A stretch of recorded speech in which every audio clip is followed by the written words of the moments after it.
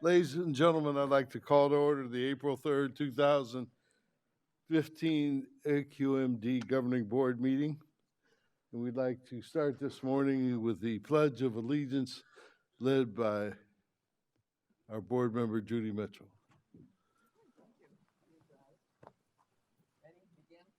I pledge allegiance to the flag of the United States of America and to the republic for which it stands, one nation, under God, indivisible, with liberty and justice for all.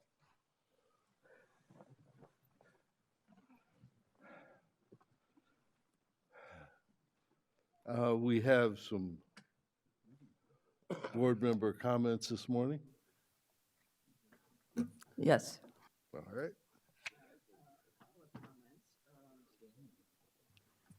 First, this morning we will have a visit from some public policy students from USC. My colleague Frank Sarunian is an adjunct professor there and is bringing his students. These are students who are working toward advanced degrees master's program. And are they here? I don't see them here, but what they will be doing is they will get a tour of our lab. They will get to see our alternative fuel vehicles and the fueling stations.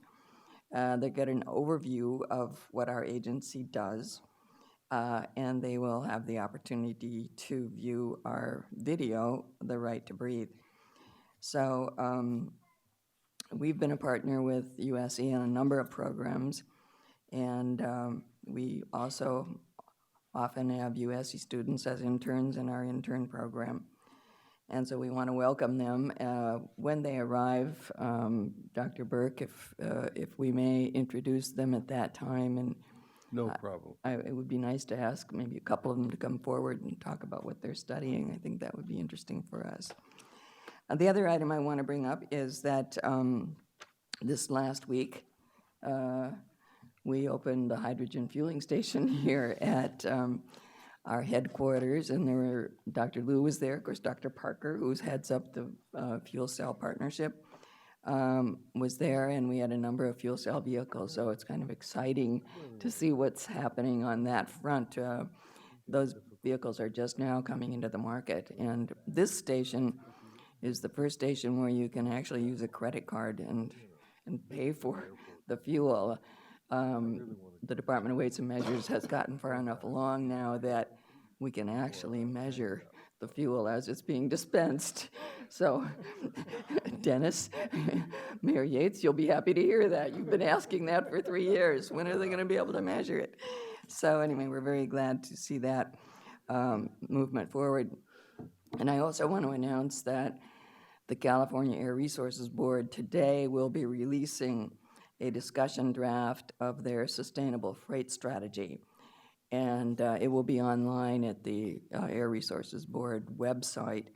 And so I invite you all to take a look at it. You can send written comments or electronically up until April 13th, I believe, and after that the board would accept comments up to the date of the hearing. That would be hearing that at our April board meeting, so I think April 21, 22, somewhere in there. I'd have to look at my calendar to spot it, but It's the 23rd.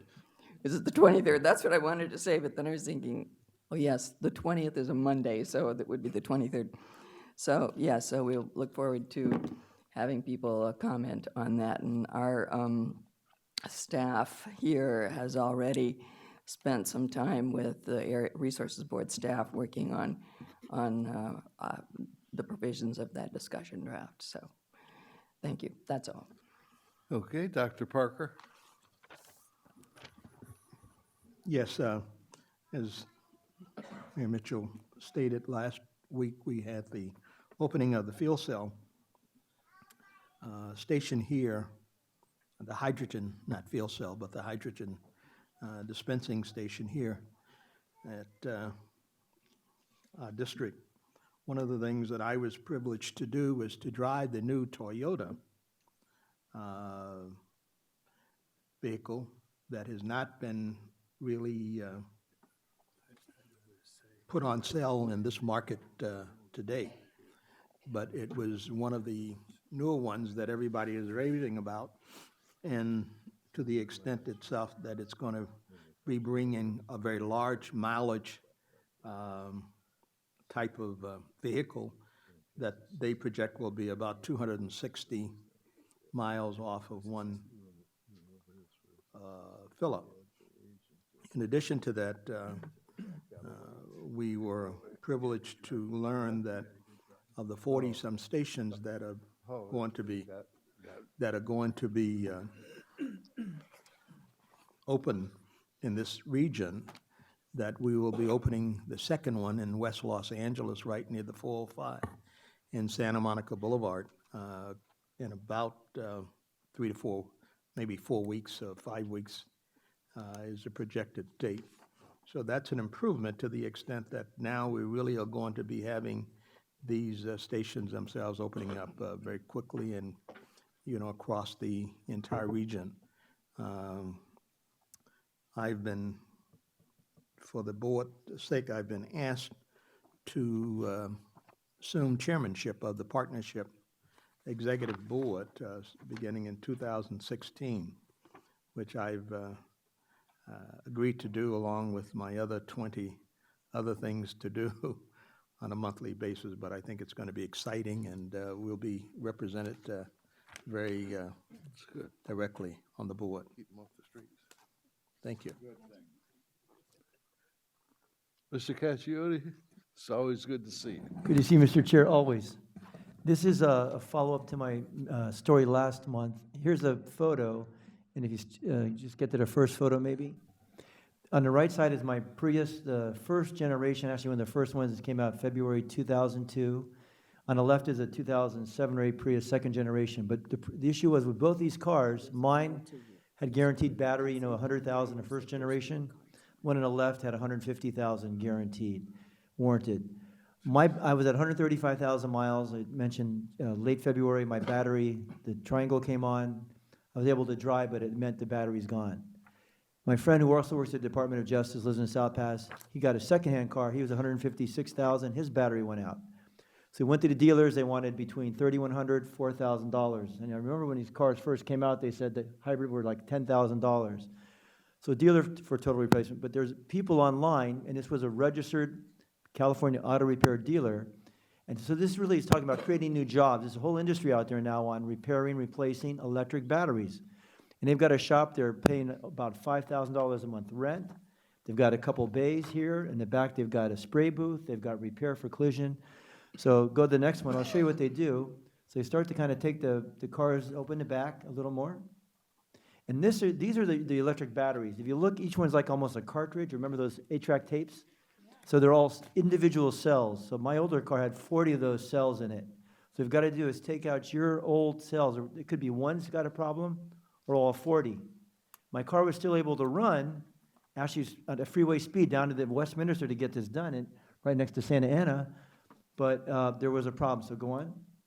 So these are what they do is they take from other cars that might have been in a collision, and they take the good batteries out of those cars, and they have them here to recycle them, basically.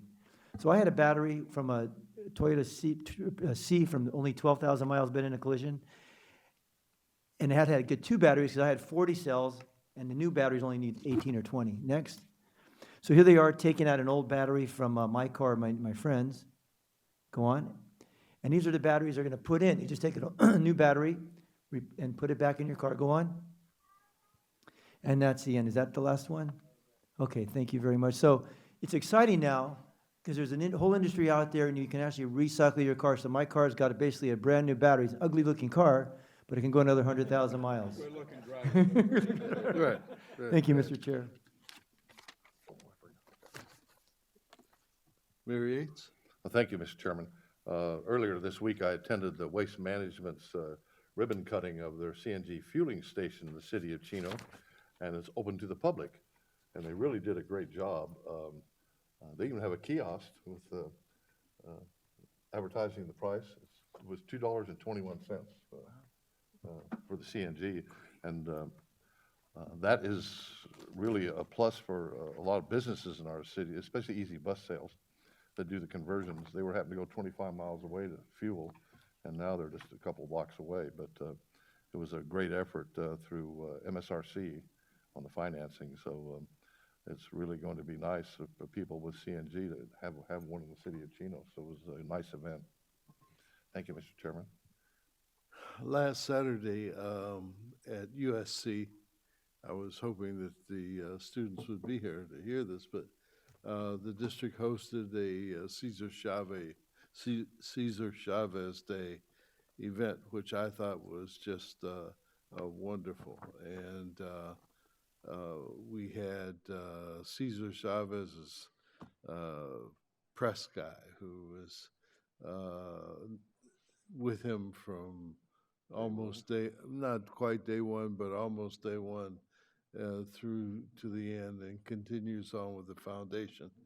We had the Honorable Richard Alatorre, former state assemblyman, former Los Angeles councilman, do a dialogue, and they talked about the personal things, the things that you would probably never, ever have known about Cesar Chavez, about his personal life and how he interrelated with legislators and other political figures around the country, and how he viewed himself and his family responsibilities. It was a very, very engaging program, and I think that the staff did an excellent job on it. Dr. Wallerstein, I understand you have some comments. Yes, thank you, Mr. Chairman. Good morning, board members. Just a few things that I'd like to note for the board and the public. At the board member places, you've received copies of 3 different AQMP white papers. The board will recall that we're doing a series of white papers to help set the overall framework of the upcoming 2016 AQMP. So the first one that you've received is Blueprint for Clean Air, and that just talks about the structure of the white papers and how they relate to the plan. The second is on VOC controls and the need for VOC controls or lack thereof related to our future attainment. And the third is one that is on particulate controls that talks about the need and framework as we move forward into the 2016 AQMP. These documents have been posted, are being posted to our webpage, and have been sent out to the AQMP working group and the sub-working groups that work on these particular topics. And we're looking forward to getting feedback from our stakeholders. And we plan next month to present the contents of especially the VOC and particulate white papers to you, the governing board, so that we can get some initial feedback from the governing board as well. I also wanted to note for the board that this morning in the set hearing package, you have amendments to Rule 212, our noticing rule, and then 3 of our toxics rules, 1401, 1401.1, and 1402. The board will recall that some amendments are needed because of some changes that have occurred in the risk assessment methodology as being stipulated by the state of California. The Office of Environmental Hazard Health Assessment, it has the responsibility under law to set forward a methodology. They've made some changes that we've briefed the board on several occasions, and so now we have to update some of the board's policies and regulations. The package, as was sent out to the board and public, called for a 30-day set hearing. I had a request yesterday from SEEB that we consider a 60-day set hearing. So instead of hearing the item in May, you would hear it in June. And they also requested that we extend the comment period another 2 weeks for the public. I think that's a good idea, given the interest in this item and the fact that we just conducted workshops this week. So I am amending my recommendation to the board that item 2C be a 60-day set hearing, and that the item be heard in June at the normally scheduled board meeting. Lastly, we've been working, the staff's been working with Councilman Cacchiotti on a new video, and we would like to, and the chairman has told me this is okay, we'd like to preview that video for the board and the audience at this time. And I don't know, Councilman, do you want to say anything about the video before I show it? Okay, if not, let's.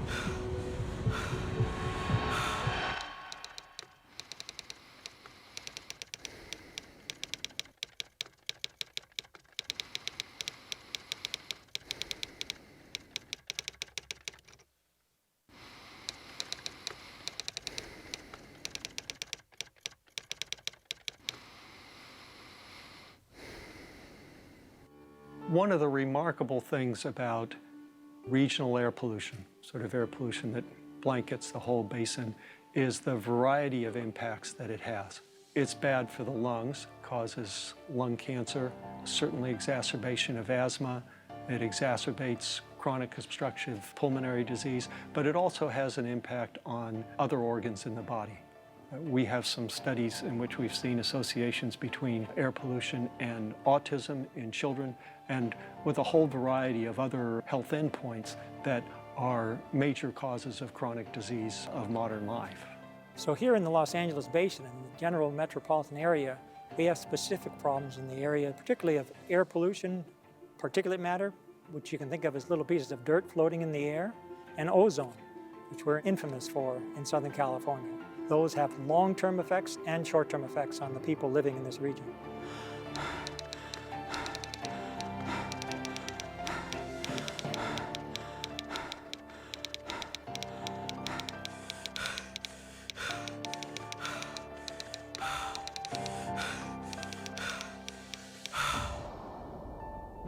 It's been well established by decades of research that exposure to particulate matter is associated with increases in daily mortality, long-term increases in mortality, and in fact, in places where particulate matter has been reduced, you see decreases in death rates, really dramatic decreases.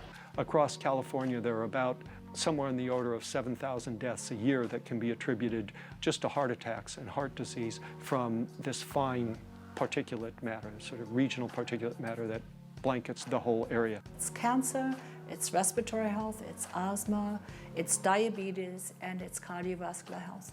All of which, by the way, are the top reasons why Americans die, and die early. Imagine this glass jar represents the air quality in Southern California before rapid population growth during the 20th century.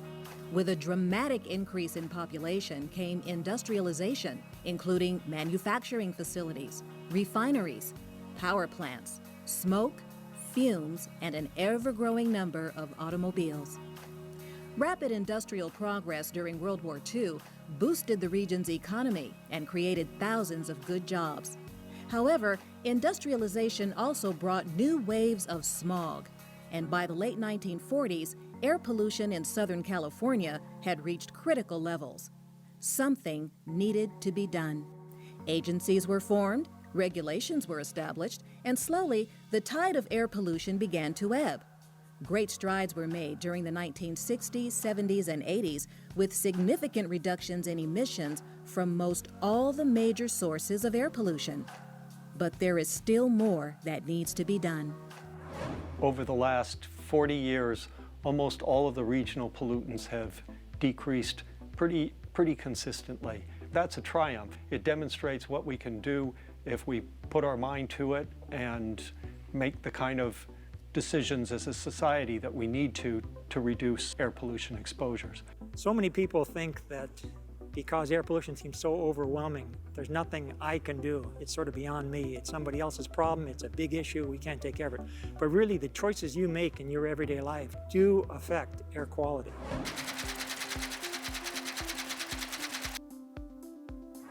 When we consume, when we buy things, we ought to be more conscious about where things are produced, where things are made, but also about the idea of how did it get to my hand? What is the footprint of this item?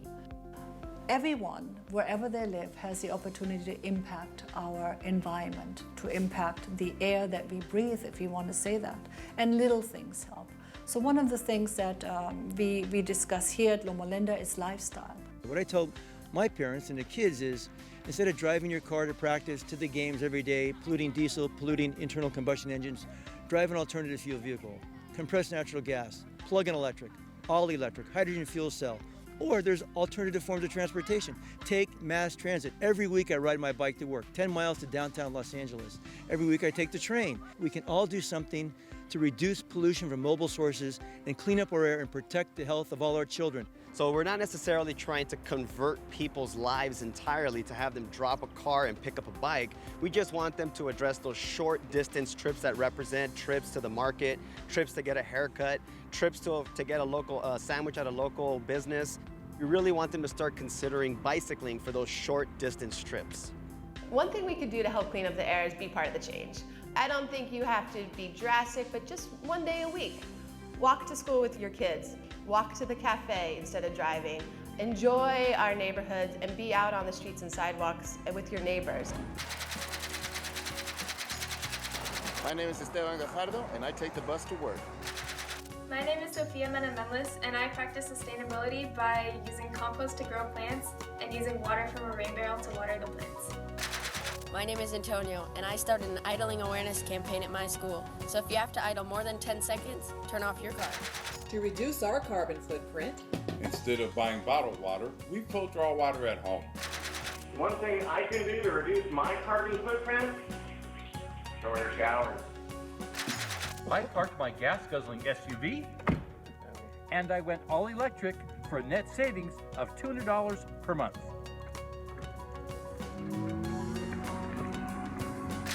Hi, I'm Herb, and I ride my bike to the farmer's market for fresh fruits and vegetables. I have a sister with severe asthma. Just last month, in 1 week, she went to the emergency room 3 times, and I don't think anyone should have to go through that. I lost an uncle to severe asthma. He went into the hospital claiming that he was having like a minor asthma attack, but he just couldn't control it and never came back out. Nobody should have to go through that. It's inhumane. I help reduce air pollution levels in my community by taking the bus home, or if I miss the bus, I walk home, like right now. In the Pino family, we turn off lights when we leave the rooms.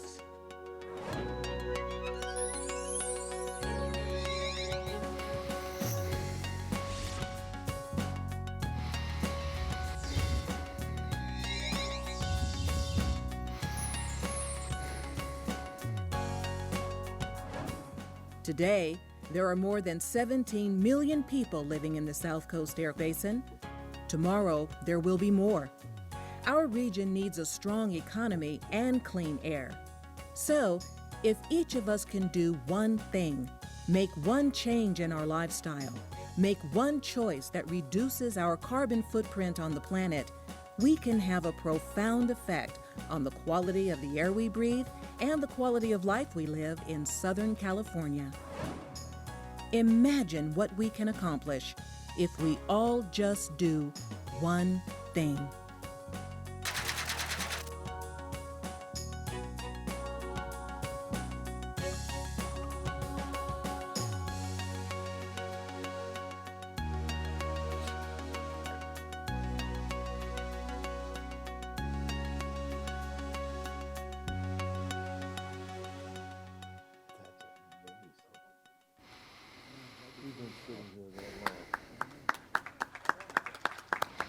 That's excellent, Michael. Excellent. Good job. Good job. Any further comments, Dr. Wallerstein? No, Dr. Burke, that concludes my comments We for the morning. recognize, oh, I'm sorry, but I believe the students just came in. Are those your USC students back there? Are you guys from USC? Yeah. No, Dr. Burke. Okay. Dr. Liu?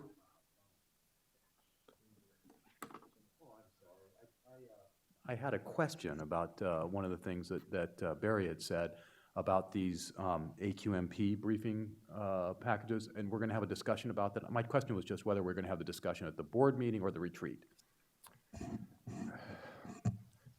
We thought we'd actually do it at the board meeting because some of the board members are going to have some conflicts and be in and out of the retreat, so we felt it was better to do it at the board meeting.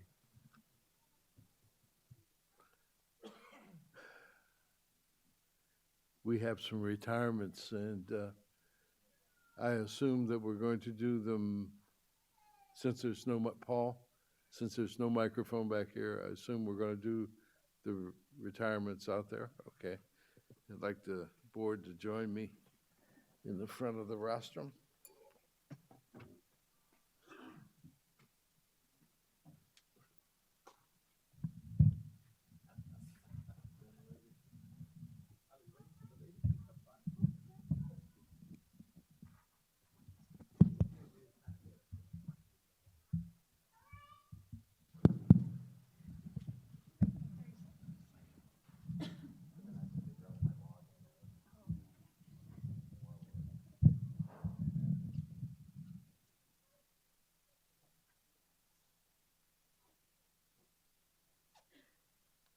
I'd like Dr. Wallerstein to come to the microphone. Why? Wait, what? We didn't know that? No, I'm not retiring yet, as much as some here would like me to.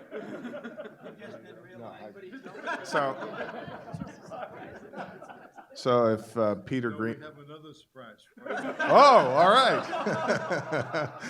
So, Peter Greenwald, come on down. So, this is...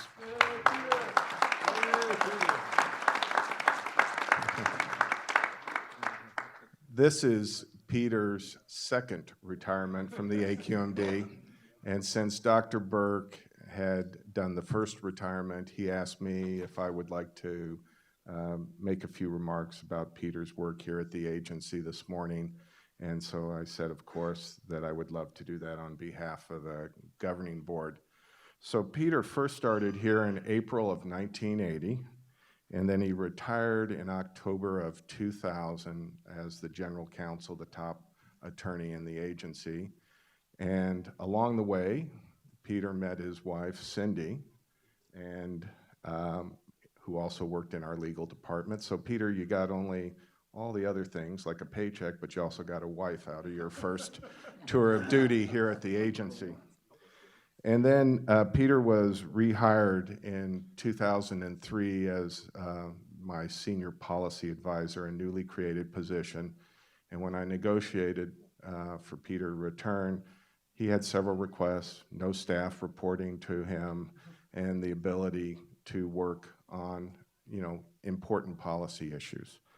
And so Peter has just completed last Friday, in essence, 32 years of service to this agency and the public. I think Peter is possibly the only regulator I know who everybody likes. And that's not easy to do in 32 years in a regulatory agency working on major policy. As those of us that work with Peter know, he's been extremely creative, he's been strategic, collaborative, and one of his hallmarks is fairness in everything he does. And this has led to not just a local respect for all of Peter's work, but statewide and in fact nationally, Peter is respected by everyone. So if there's something really difficult, I send Peter into the room to work on them. His fingerprints in terms of policy work are not only on the things that the board sees routinely, that I'll mention a few of, but the 1990 Clean Air Act amendments, Peter actually wrote some language that worked its way into the amendments. His fingerprints are all over our rules and regulations, especially during his tenure as our counsel, and that includes the Reclaim Program and many other precedent-setting rules. Most recently, on this second tour of duty, Peter has spent a great deal of his time on the issue of goods movement and has had a very significant impact on that work, whether one looks at the Twin Ports Clean Air Plan that they developed and its implementation, or if one looks even more recently at the California State Freight Plan that has recently been an item that has come through.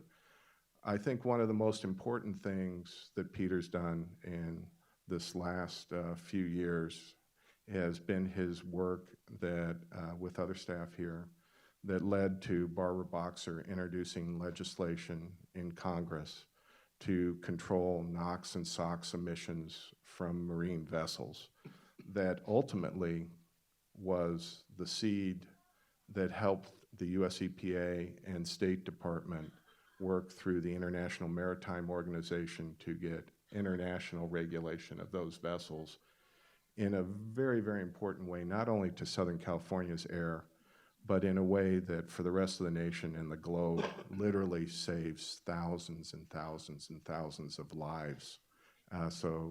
Very important accomplishment. So in my view, and I'm sure I speak for the board, the people of the South Coast Air Basin and beyond breathe easier because of the work that you've done, Peter. And I want to personally thank you for helping me when I transitioned into this sometimes demanding job, because you were the general counsel at that time. You made my life easier then, and for the last 12 years, you've made my life much easier handling a variety of things for me. So when I negotiated Peter's return, I took him to that fine establishment, International House of Pancakes, for breakfast. And so, Peter, my parting action is to give you a gift card for $25 to IHOP, and if you ever want a third tour of duty, I'll be there. Just give me a call. Congratulations.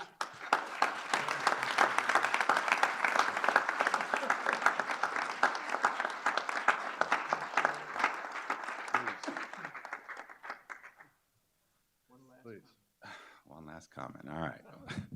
Well, wow. Thank you. As Barry knows, I was a little reluctant to come to this event because, for one reason, I already got one of these, and I suggested to Barry I just bring back the one I got 15 years ago, and maybe you could engrave on the bottom "Ditto 2015." But I'm really glad I came now. And primarily because I just wanted to say thank you. Thank you to Barry and the board for allowing me to once again serve this fine agency.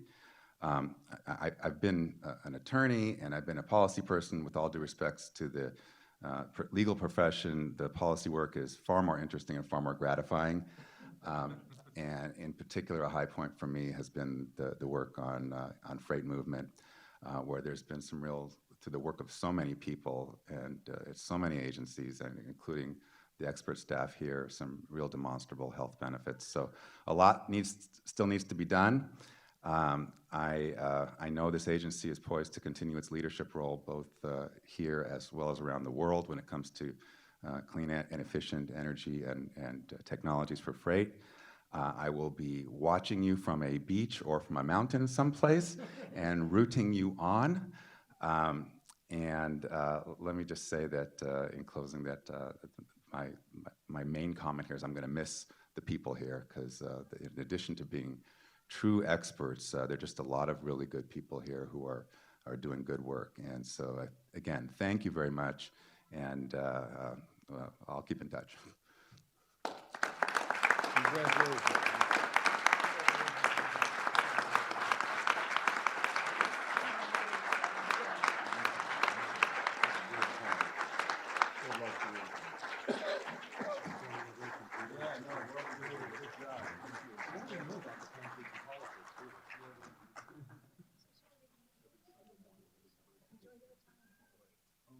Barry never took me to House of Pancakes. I'll just add that to the list. Would Susan Snyder come down?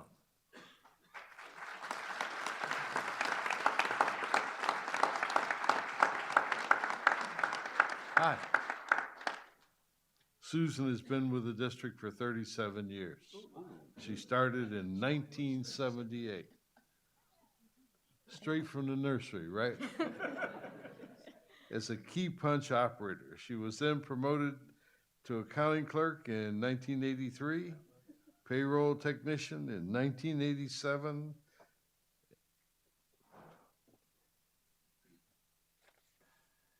and they left out card, oh no, they didn't, here it is. They stuck them together. They glued this together to give you more time. And supervising payroll technician in 1983, the position from which she now is retiring. She's been supervising payroll for 28 years. She says, wow. In retirement, Susan plans to spend more time with her family and learning how to cook an occasional meal. I believe that. I don't believe that, okay? She'll spend more quality time with her dogs, Moose and Butters, who she just loves to pamper. Susan says she will become a gym rat, and she loves Zambua? Zumba. Zumba. At my age, it's called breathing. On behalf of the governing board and the agency, we'd like to congratulate you, Susan, and just thank you for your years of service to this district. Thank you so very much. Thank you.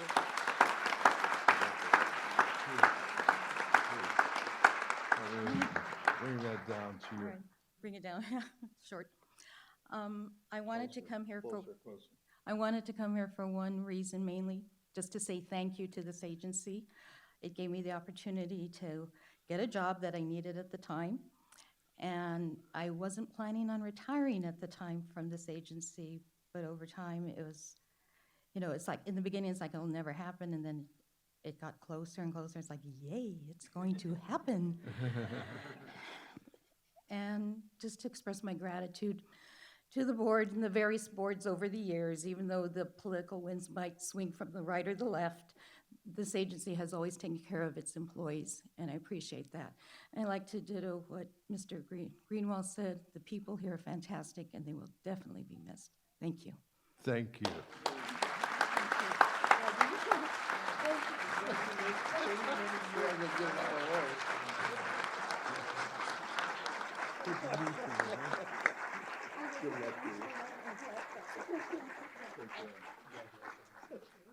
Would She Sing E Tham come down, please? What'd you say? Now, did I mess it up too bad? I did fine. It's very nice to meet you. Nice meeting you. You received your engineering degree from the National Institute of Technology in India in 1965, and his master's degree in industrial engineering from Cal State in Sacramento. Really great, in 1970. After graduating, he worked in private industry, designing and manufacturing motor homes and travel trailers. Okay. He joined the SCAQMD in March of '91 as a transportation specialist. His initial assignment was to assist over 600 companies with their rideshare. I remember that. And train their employees and transportation coordinators when Rule 2202 was adopted. He helped companies with their various emission reduction strategies, and then he became administrator of the Air Quality Investment Program. Under his program, he was responsible for innovative emission reduction strategies such as repowering of construction equipment and marine vessels, CNG, taxis, shuttles, old vehicle scrapping, and he also administered the AB 2766 program, helping cities with their emissions reduction projects. In 2002, he was assigned to the Technology Advancement Office as an air quality specialist. Since its inception in 2003, he took a lead role in the Signature Lawnmower Exchange program. He has been responsible for holding over 88 events and exchanging over 53,000 gasoline lawnmowers, resulting in a reduction of 112 tons of toxic emissions. This is equivalent to a new car driving 1.1 billion miles, or 91,000 new cars driving for a year.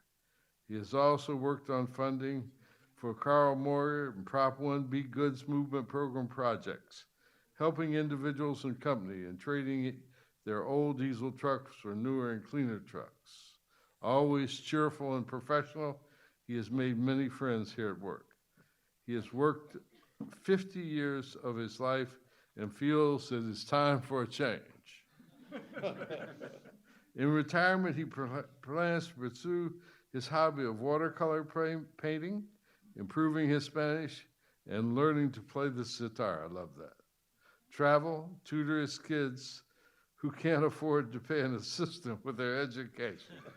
Well, that's lofty goals, and we here at the South Coast appreciate your years of service and would like for you to accept this memento of our appreciation. Please say a few words.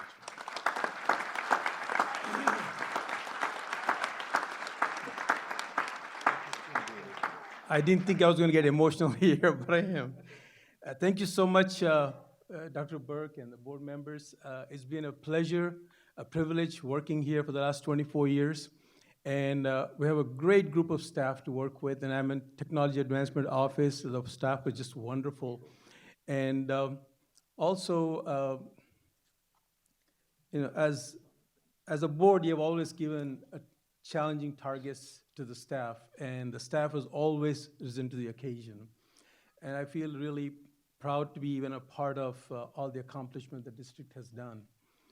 And also, I'm very proud to be in a part of the small part of the lawnmower exchange program. And it has been a team effort all along. And I believe the idea came from you to start with in 2003. And we had great support and from the top management, Barry, Matt, and Fred. And also, good outreach from the help of media office and the public affairs. And the reality, though, people who come to the events, the face of the lawnmower program is the people who serve on the line. And I believe most of them are here. Maybe they can show their hands. Because they're the ones that the people remember. So they have a great experience of coming, seeing smiling faces, and great support and compassion. It's really amazing group of people. And together, all of these components have made the program very successful. And as you said, I've been working 50 years of my life. I thought it was time to hang my hat. And also, I did the math. With the money I will make, I can continue my lifestyle. My lifestyle is not much to brag about, but I can continue it. Thank you very much. Well, neither is mine, but I like it too.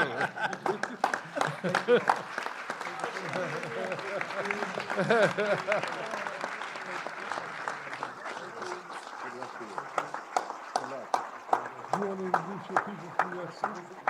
Are your people? Huh? Oh, great. Bing Ocampa. Is Bing here?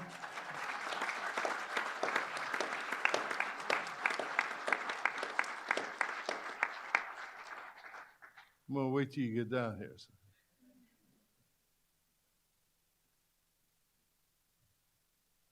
April Fools won't let you retire. Yeah, we didn't process your paperwork. There was a snafu at the head chef. Yeah, right. Well, I have cards here for you. And I'm going to give you these cards when it's over so you can read what other people wanted me to say about you. But I want to say a few things about you. I've been here now 22 years. And when I came here, I had a friend who is Muhammad Ali's best friend. His name is Howard Bingham. and we traveled all over the world together. And everywhere I went with that guy, people looked up to Mohammed, but everybody loved Howard. And so Sports Illustrated did a cover with Ali and Bingham on the cover. And they said the title on the cover of that issue of Sports Illustrated is, "Who's the Guy with Howard Bingham?" Which I thought was very interesting. I never thought I'd meet another person that was as nice as Howard Bingham. And until I met you. Your work ethic and your contribution to this agency is boundless. I don't know a single person in this building who doesn't think the world of you. So all these words don't mean anything. Your reputation is beyond the money that they give you after you leave and that they gave you in the years before now. So all I can say is, one of the people on the board is, thank you for your efforts. Thank you for your cheery smile on the phone and just everything anybody could ask. You were right there. Thank you and God bless you. Thank you. Don't be a stranger. And here's your cards. Thank you. Shall I say ditto to what Peter said? This is a wonderful place to work for, and I will miss all my friends here who I've met over the years, and I'm so blessed that there are so many dedicated people that will carry on this agency. Thank you. Thank you, Bing. Thank you.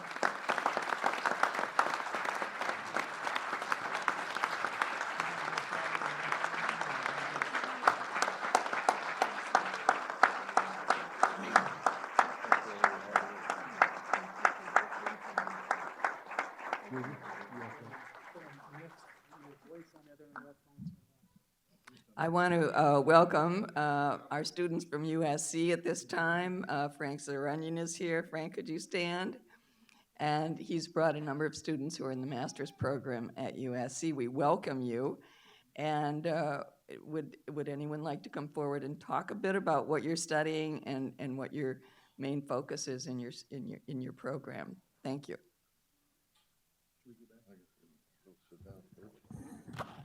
Board Member Mitchell, thank you very much. I appreciate the introduction, and Chairman Burke, as well as my good friend Michael Antonovich, Board Member Antonovich. It's a pleasure to be here. One more year, I bring our master's students typically for them to see some regulatory agencies that affect business, as well as how business affect regulatory agencies. I teach a course, Business and Public Policy, one of the courses I teach, and these are the students there. So I've asked a couple of them to say a few words about this class, as well as what they do and what their interests are. These are the best and the brightest that certainly our country and internationally as well. We have 2 international students. Hiro comes to us from Japan. He's a representative of the Japanese government, which regularly sends students to us in our public policy and public administration program, and Lou is from China. The rest of them are students from everywhere here in the United States. But I'll ask Libby and Chris to introduce themselves and on behalf of their colleagues, say a few words about their interests. Hi, everybody. My name is Libby Batlin. I am a second-year Master's of Public Administration student at USC. I'm originally from the Pacific Northwest, so issues regarding clean air and renewable energy and all of the issues that this agency deals with is very near and dear to my heart. This class, Business and Public Policy, deals a lot with the kind of intersection of public and private sectors. We talk about regulations and how business regulations affect the private sector. We talk about public-private partnerships. It's been a really interesting class so far. We've gotten to go on lots of fun field trips. So happy to be here today and really looking forward to a very interesting trip. And I'll let Chris say a few words. Hello, thank you for having us today. My name is Chris Robinson. I'm a Master's of Public Policy student at USC. Similar program to Libby, but a little bit more quantitative focused. I think she gave a good rundown of the class, but my interests, I'm very interested in regulatory affairs and policy analysis related to that. So I think everyone in the class is really excited to see what goes on here firsthand. So thank you. Thank you. Thank you very much. Thank you for your testimony today. Fight on. Chairman, is a colleague of mine on this City Council of Rolling Hills Estates, and but his real job, his day job, the job he gets paid for, is at SC, and he runs a fine program. He also runs an executive education program that, AQMD has been a sponsor of that, where the program invites local elected officials to learn more about public policy, and I've actually participated in that course twice now, and it's a fabulous course. I can't say enough for it, and that our contribution to that program is money well spent. So, thank you, Frank, for coming today and bringing your students, and we wish your students good luck in their careers, and you'll get a good exposure to what a regulatory agency does here. And maybe you'll be interested in a future career in air quality issues. So good luck to all of you. As a father of a daughter who attended UC, and my wife attended UC, and my wife was in politics for 50 years, much to the bane of Supervisor Antonovich. She taught at USC after she graduated, and she was the first black woman to graduate from the USC law school. And after she finished teaching the first year at USC, they asked her to come back, and she said no, because the students are too bright. They're too aggressive. They want to, you have to spend hours preparing for lectures. She said, I'm too old for this. So I think it attests to the quality of students that they get at USC. And as Mayor Yates's assistant is always screaming, fight on. Moving on to the agenda. We consent calendar is item 1 through 18. We are going to pull 2C, 13, 16, 17, and 18 because we have testimony on those items. Dr. Burke, if I could, we have a presentation on the children's health study that the board had asked for. I'm sorry, I missed that.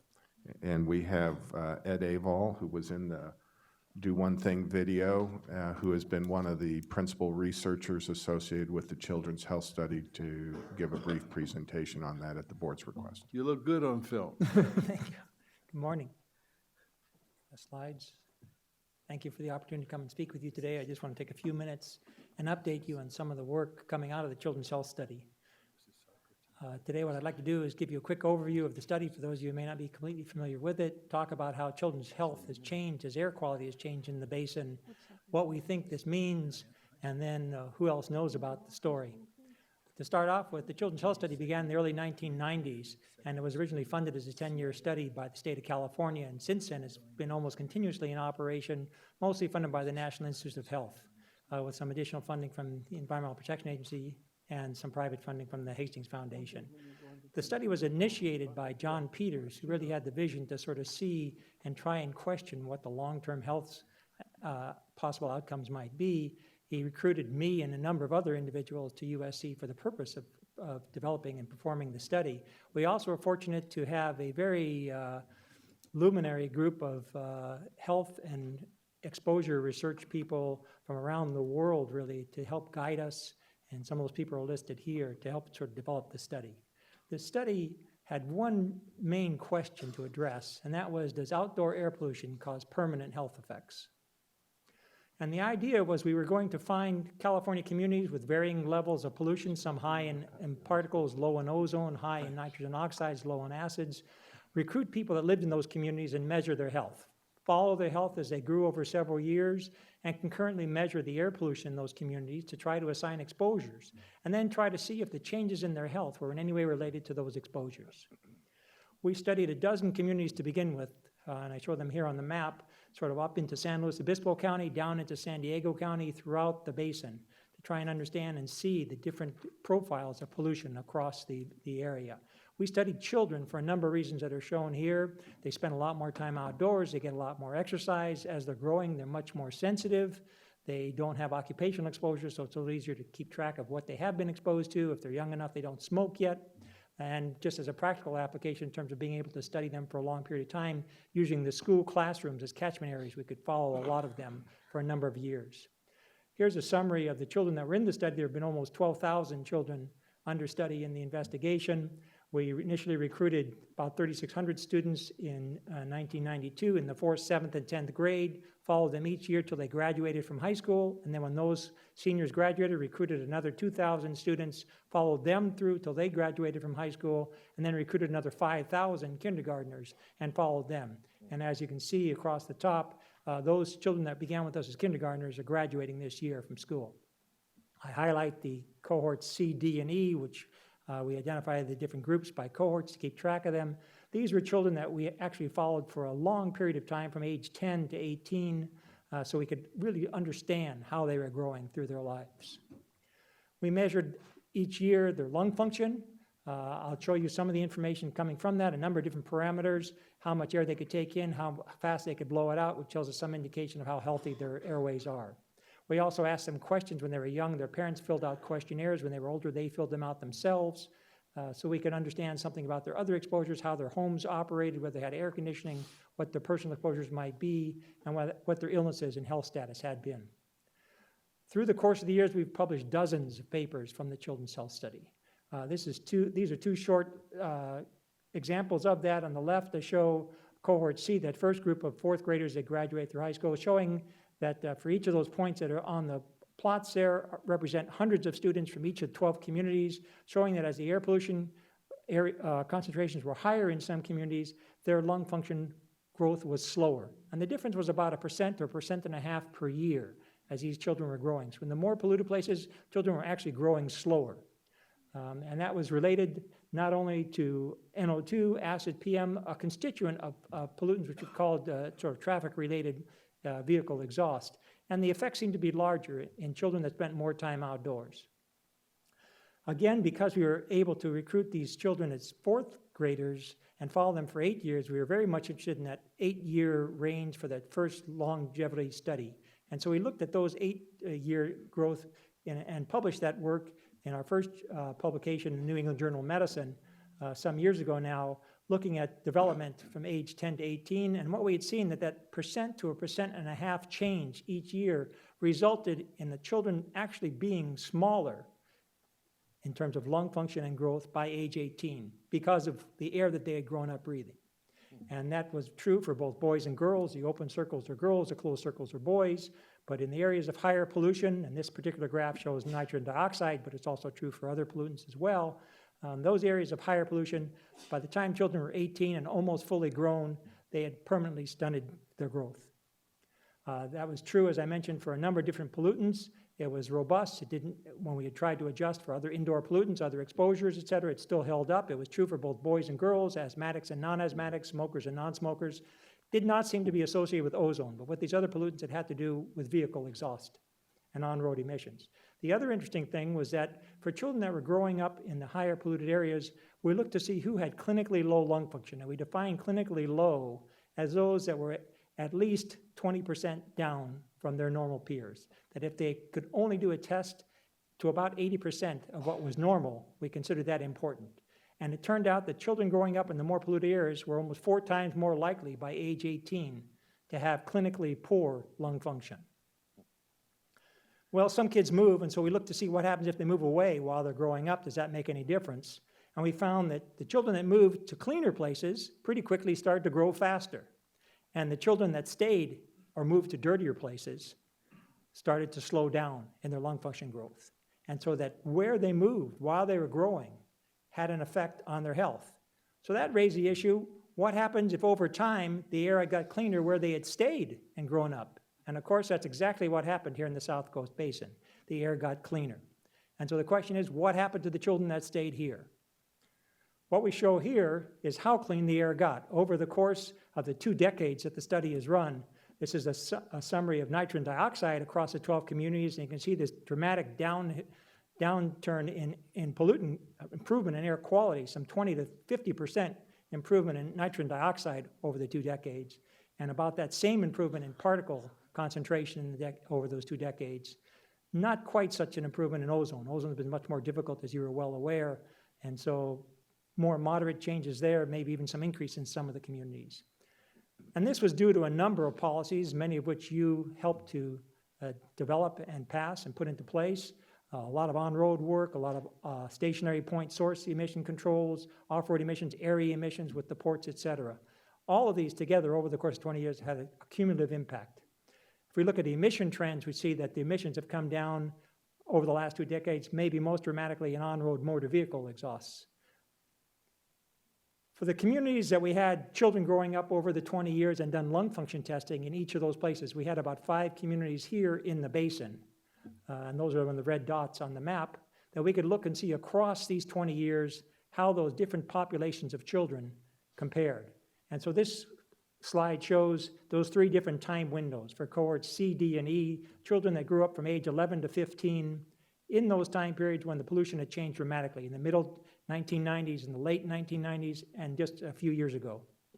And what we saw is summarized here, that over those 4 years, that improvement in air quality was reflected in healthier growth for those children. Those children that were growing up in cleaner air had measurably better lung function, measurably better health. And that was true for nitrogen dioxide, true for particles, true for both coarse and fine particles. Again, didn't seem to be related to ozone, because ozone doesn't relate itself in terms of lung function. Interestingly enough, in addition, it turned out that in the cleaner places, as air quality improved, the number of children with clinically poor lung function also decreased. So that by the 2000s, when we studied those children that were growing up in more polluted areas had a noticeable decrease. There are fewer of them that had poor lung function, that the air being cleaner had dramatically made an effect on their ability to grow and live. This has been just published this last month in the New England Journal of Medicine. The journal thought it was important enough to write an editorial that accompanied it, entitled Cleaner Air, Bigger Lungs. We've also published the pollution and emission trend data in another journal, the Journal of Air and Waste Management. And so that information is now available for the public to see, and it's been carried by many newspapers and TV shows around the country. In summary, the Children's Health Study continues to follow children's health to try and understand what happens to children as they grow. And now these children are in their 20s and 30s. And now we have questions to address about what happens when they get on with their lives, when they get to be adults. We know so much about their health as children. How do they turn out as they get older? We know now that air quality improvements and emission reductions are reflected in the respiratory health of children that grow up in the South Coast Air Basin. We've seen it, we have information, we have documentation of it, and we can demonstrate that cleaning up the air makes a measurable difference in these children's health. We know there's still a lot more to do. Obviously, we're still not in compliance for particles and ozone in this basin, but the work is paying off. We are seeing improvements, and so on behalf of the children in Southern California, I want to thank the district for going to the effort, for continuing with the effort and continuing the struggle to improve the quality of the air. Studies like this involve hundreds of people to be able to perform successfully, and lots of institutions. I particularly want to thank the district for helping us and supporting us through provision of the air monitoring information, through the operation of the stations, through sharing that information with us and allowing us access to the stations when needed to provide additional instrumentation for additional sampling. And I'd be happy to answer any questions if there are any. Mayor Paluto? Yes. Yes. First of all, thank you, and I want to thank the staff, because I know without Barry and everybody on the staff level pushing these type of efforts, we wouldn't be doing what we're doing. And I wanted just to ask you a few questions about the study and also about some other theories that I have, and I just want to see what your opinions are. Relative to the study, did you at any point look at any genetic effects? In other words, these kids that you're studying, I know that there's a lot of work going on now with the human genome and genetics, and people are trying to find genes that make certain parts of the population more susceptible to certain conditions. Was that a part of your study in any way? Yes, it was. We also collected buccal cells from the inside of their cheeks, which can be collected with a toothbrush. Pretty simple. And we can analyze that for the DNA genetics and look at their heritability, and have found that there are certain susceptible genes that make some children predisposed to be more sensitive and more responsive, and others less so. And that's some of the many publications that are out in the press now. And I know that this is an extremely complicated area, because when you find a particular gene, it might exist with other genes as well, and also there's combinations, and as we try to react to that, some of these bad effects are constantly mutating, and so even with our very powerful computers, it's tough to keep up with what's going on. But one of the areas I believe that has a lot of promise is our own immune system. And if we're able to somehow strengthen the immune system, then all these things that are coming at these kids, they're better able to fight them off. Did you do some work in that as part of the study? We haven't looked at the immune system per se, but we have looked at some epigenetics, some changes that can happen because of their continued exposure in the course of their lives. And there are some changes, and some of these changes and some of the effects on the genetic side do involve significant numbers, substantial portion. We're not talking about just a few percent. We might be talking about 20, 30, 40% of the population of children. So these are large effects in terms of how it will affect the population. When we're looking at kids in some of these environmentally impacted areas, did you look or make any recommendations? Are you in the process of making recommendations as to what we do? I know when I was a kid, I was told just put your head down. When it's smoggy, you're not going to go out to recess today. Put your head down and really don't move around, because if you move around, you breathe more, and it's bad air. So we were told not to do anything, and maybe that was the best thing. Now I know the air is getting cleaner, but is there anything between having kids in the classroom with their heads down on their desk versus running out in the playground? More filters and buildings, different things, activities that they could engage in. Any thoughts in that area, Doctor? Well, we want to be clear. Physical exercise is important and good for children. They need to get outside and exercise. The time and place that they do it is important as well. But exercise is very important and is a key contributor to their overall health. That said, we do use the data that we've collected here to make recommendations about when and where and what they should be available, where they should exercise, when they should exercise, how much they should exercise, and when they should avoid exercise. And so the National Institute of Health tends to not want us to be advocates, but just objective presenters of information. But some of this information is sort of self-discussing in the sense that it's clear what the message ought to be once you understand what the findings are. Final question, and maybe if you later can work a little bit on this and get back to us, I would much appreciate it. You're going to track this group of kids as they're now in their 20s and getting older.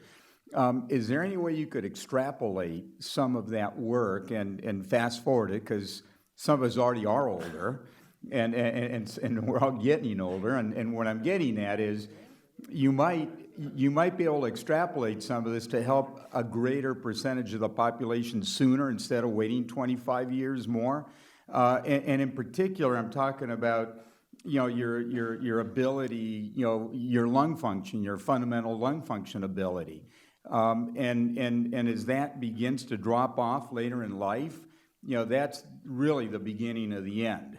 And if we are able to maintain that through good immune, through system, through exercise, through proper breathing techniques while you exercise and while you rest, et cetera, really lung function and clean air go hand in hand. But you can have clean air and with lungs that are atrophying for a variety of reasons, everything else is really going to start to go. So if you could extrapolate things and come back and give us some ideas as to the right things to do. I think we have an extremely powerful agency here, and I think as we clean up the air, if we can also add other elements to that message, will help even more people. Okay, well, I appreciate that. I just say that we do already know that poor lung function, getting a poor start, predicts a poor finish. And so those children that start out slow, doesn't appear that they ever catch up. And so poor lung function early in life is associated with poor respiratory health later on in life, cardiovascular disease, early mortality. And so getting that good start as children, maintaining that start. As you pointed out, we all lose lung function as we get older. After about age 25, it's sort of all downhill. At a faster or slower rate, we all lose about 1% a year, maybe a little faster if we smoke, a little faster if we have occupational exposures, a little faster if we're genetically predisposed. But we all lose lung function to some rate. So getting up as high in that curve and staying as high in that curve as you suggest is what's really important. Well, and I think it's related to, look, if you don't breathe well, it's easier to get diabetes. It's easier to consume food, and more of it's going to go to fat than to to your mitochondria, so you can burn it off. And so there's people out there that aren't breathing well, that are constantly storing whatever intake they have, and the lungs therefore atrophy quicker. So I'm just looking ways to try to break those cycles, and if some of us were breathing very dirty air as young kids because we had no choice, are there more proper things to do beyond the obvious? Thank you very much. Board Member Caccioti. Thank you, Mr. Chair. Ed, just a couple more questions. You got several members. 3, and the first one, Ed, was with regard to that study, and what's the distance away from these? Was this along the 110? Was it in a certain area? I always hear people say, if you're within 500 feet or 500 yards of a highway, or I think the other gentleman in the film, McConnell, a busy roadway of over average daily traffic of, say, 25,000 vehicles.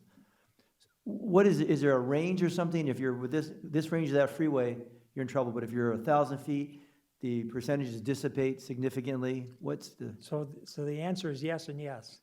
There is both a local and a regional effect. So being close to a busy roadway exacts some risk. Your children that grow up or play in fields or go to schools very close to busy roadways within a few hundred meters are at increased risk for respiratory problems. But in the larger sense, the entire region, that pollutants like fine particulate that are more of a regional type pollutant, that exposure, that regional exposure, exacts some effect as well. And so it's a sort of a two-part activity. So being close to a busy roadway will cause some problems, but being in the general area where the general air quality is poor may have some toll as well. And so the children that were in this study from all these communities did not all live very close to roadways. Some of them did, and that was part of the beauty of the study, that we could study that differential effect with increasing distance from the roadways, because we had children, some that lived close, some that lived far. But we could see that change across all these places. Second question was regard to, you talked about the health impacts of the exposure and lung function. With regard to causation or exacerbation of asthma, respiratory problems, any findings there, or? Right, and so as I mentioned, we saw these results both in asthmatics and non-asthmatics. For asthmatic children, of course, they already are in some level of respiratory distress, and if this happens, it may trigger more events, may require more medication, potentially even hospitalization. So we see this affecting, on the other side, we see an improvement of symptoms as well, and that as the air is getting cleaner, children seem to be having less symptoms and thus having to use their medication less frequently, and that's a good thing for all of them as well. Was there any association with causation of asthma? Because I know in LA County, looking at the county's report, there's 210,000 kids in LA County that suffer from asthma, and like a third go to emergency rooms. Was there a direct causation, or we're still not sure, or is there? So studies like these, epidemiology type studies that look at long scale, large populations, don't really have the provision for assigning causation. We can provide information, try to adjust by building models to take all the things we think might affect this out of the equation so that it seems like the most logical thing would be how we present it. But it's hard to provide that smoking gun. And the final question, just your thoughts. There was a recent study, somebody sent me an email about a week ago, similar to yours, but it studied air pollution, NOx, and of certain populations in New York City, I think Dominican Republic, Caribbean women, and it followed them for several years, and it studied not the lungs, but the brain. And it was, I forget which university, but it just came out recently, and it said, after studying these kids' exposure over several years, there was a direct reduction in certain brain matter around a certain part of their brain. And then when it even followed them later on, the other part of their brain had a reduction. Are you aware of that? Any comments? So two things. I'm aware of that study. That study was from Columbia. It was, among others, led by Brad Peterson, who now is at USC, at Children's Hospital. And so we're fortunate enough to have him here, continuing to do the work. As Rob McConnell mentioned in the video that you saw, there are any number of organ systems that are affected by air pollution, the brain being one of them, neurological development, behavioral changes, even things such as the ability to pay attention and learn in class for young children is a consideration. And so we're finding, as we do more research, we're finding out all these, it's much more than just autism, much more than just brain matter, although these are all very important issues. But the more we look, the more we're finding about how it affects, because it disrupts the normal function, the normal development of tissue. And that has long-lasting effects in all sorts of venues. So USC is part of the study too, or USC are doing similar studies. We're not part of the study that I think that you're talking about, but I'm just pointing out that the investigator that was the subject of that publicity is now at Children's Hospital Los Angeles and part of our staff. Yeah, Mr. Chair, I think this is really interesting. As he's focused on the lungs and just a study that came out from Children's Hospital in New York, it's really frightening, like you said, just the multiple organs. As you've known with Dr. Keith Black's study at Cedars-Sinai neurological, the cellular level, it's just more for us to really fight for clean air, to show these health issues of just inhaling, not only the lungs, it goes to the brain. As you said, this study talked about the kids were fidgety in class, and there's it's association, but there's just too many commonalities. Right, well, I agree. Again, once you breathe it in and it gets into your bloodstream, then it can go sort of anywhere in the body. Dr. Liu, and then Dr. Liu, then Supervisor Benoit. Hi, Professor Aval. Thank you so much for coming. The work that you're doing is just incredibly important to what we do, because the science that you develop, the scientific studies that you conduct, inform the policy decisions that we make. So this is an important relationship. It's very good of you to be here. I would hope that the chair and the staff would encourage other academics. We have a wealth of really amazing epidemiologists and others in the academia, the various universities around Southern California who are doing great work. This USC Children's Health Study and this follow-up study, just amazing stuff, and nice to have some good news to share with people. I would like to offer our assistance for what you do. If you can think of things where we can help you in furthering this research. I know you come up against grant deadlines and you need letters of support and things like that. I'm sure that we would be more than happy to extend any level of support and assistance that we can make available for those things when you're going out and doing whatever you have to do to continue to do this research. I just really would like to say that this kind of scientific research is so vitally important. Please continue to do it, and send our thanks to everyone on your team. I know it's not a sole person here; it's a whole team of people doing this work. Thank you. And thank you, Dr. Burke. Thank you for being here. I want to echo the comments of my colleague. It's incredibly important work. As a kid that grew up in Orange County in the 60s and watched the smog every day and came home wheezing every Sunday afternoon from playing a little bit of touch football, if it inhibited my growth, I got over it. But but I'm so glad that the evidence is clear that we're making great progress and more to be done, clearly. It looked like your cohorts are growing up and going. I'm hoping you have some new ones coming on and that this work is continuing, or that you started with new groups, that we can continue that kind of progress in the future, or study? This is always the challenge, as Dr. Liu suggested. There's always a challenge to obtain funding to maintain these sorts of studies, especially these long-term studies where you need to really invest in it for several years. Right now, as a matter of fact, I mentioned those so-called children. I still call them children as they get older, but those children are now, our current group are graduating from high school this year, and we don't have a group that's following them. So we can't see right now, we're not in a position to see right now what happens with this generation of children.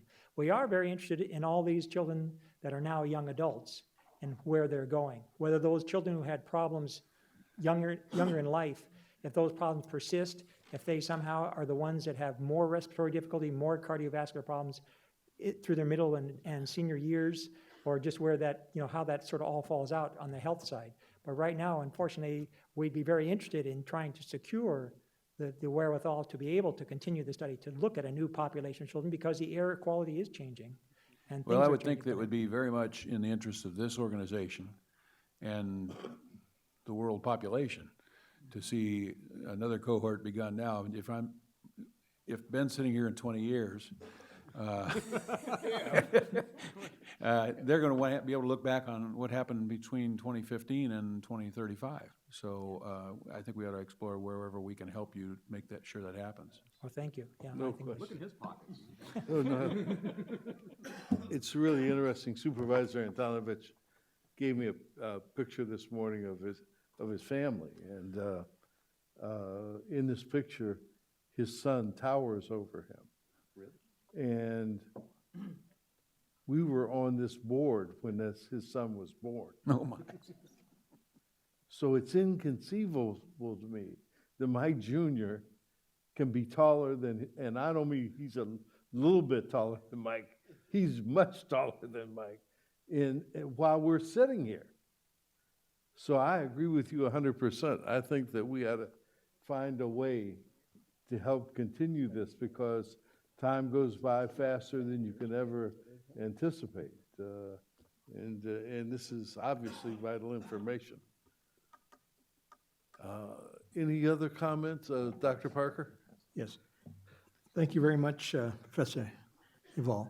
I have, in looking at the cohorts that you have set forth, I didn't see any distinction itself in specific areas that were closer to some of the pollutant entities that we know that exist, ports, refineries, and others, as well as, do any of these effects have more of a negative effect on race population than others? Did you go to that kind of detail? So the study itself was not initially designed to look at different ethnic or racial differentiation. But in the course of the study, of course, when we involve, it's a voluntary study, so we involve everybody in the classroom that wants to participate and whose parents give permission to participate. That said, we did not have sufficient numbers of each racial and ethnic group to be able to distinctly say there are more effects among whites compared to blacks, among Hispanics compared to Asians, et cetera. We do have subgroups, and so we can make some assessments, and we do have the genetic material, and we can say some things about it, but we'd like to be able to recruit and look and be able to say more about specific ethnic and racial variation. Now, we do have communities, we did have a community, for example, in Long Beach, so we do have some port information, and we have a group, well, primarily it was groups across the basin, and then in outlying areas, because we had to go further away to find cleaner areas to compare. But we did not set up the study per se to look at racial issues or ethnic issues for those, so it's hard to say at this point. Are the results broad enough to be able to exponentially relate it to the population as a whole within a region, or is it just confined only to those numbers that you looked at, and are those numbers really representative of saying that 20% or 10% of whatever percentage of children within this particular age group or whatever it may be? No, I think that the nature of the study and the breadth of the 12,000 children that have been in the study do provide some generalizability. And so we can say that I think the lessons learned here can be applied to other communities that are facing issues of NOx, PM, ozone pollutants, and draw some conclusions about what they ought to be doing in terms of cleaning up the air and what they might expect in terms of improvements in health because of it. Thank you. Thank you. Thank you very much for the great, it was very interesting in reading your study. I've been looking at it not only here, but in other publications that have been being published over the last few weeks and months. So, Any other questions by any other board members? Mr. Chair, maybe Ed could stick around. I know item 25 is about our annual meeting of the Brain and Lung Tumor Foundation, and we're looking at funding. You may just want to listen to that conversation. Sure, and thank possibly you. plug in Yes. applying for those grants. Thank you. Thanks. I'd be happy to. You know, the comment about funding this was about 2 months ago. I was at my primary care physician's office, and he said to me, he says, you know, I have 25 patients in my practice who are active, who are over 95 years old. And I said, that's amazing. He says, not anymore. He says, what happens is, unless you have a major organ failure, like a heart attack or a liver kidney, modern science can keep you alive as long as your money holds out. Dr. Parker's going to be around. So I immediately went home and suggested to my wife she get a second job. Do like Ken She said. All right.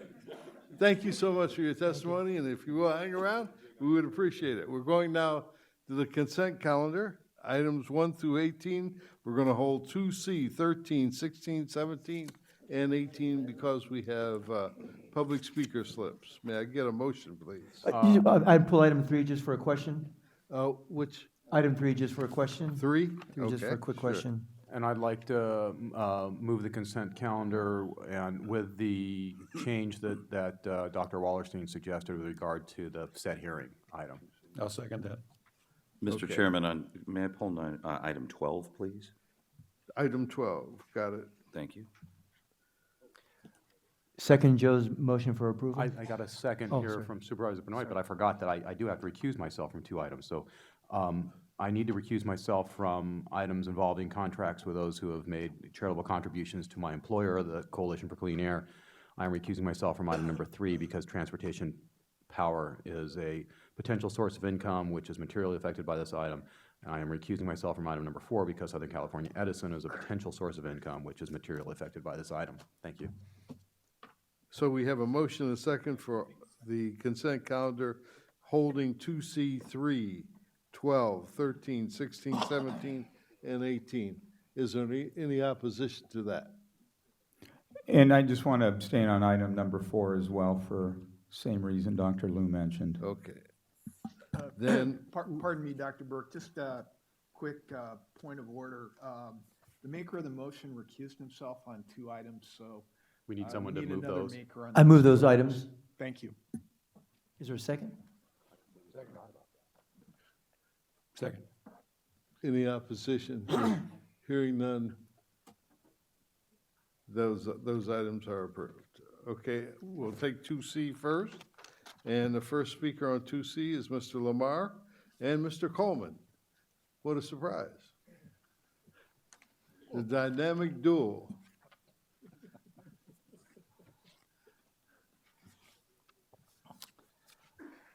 You call us frickin' frack here, I guess.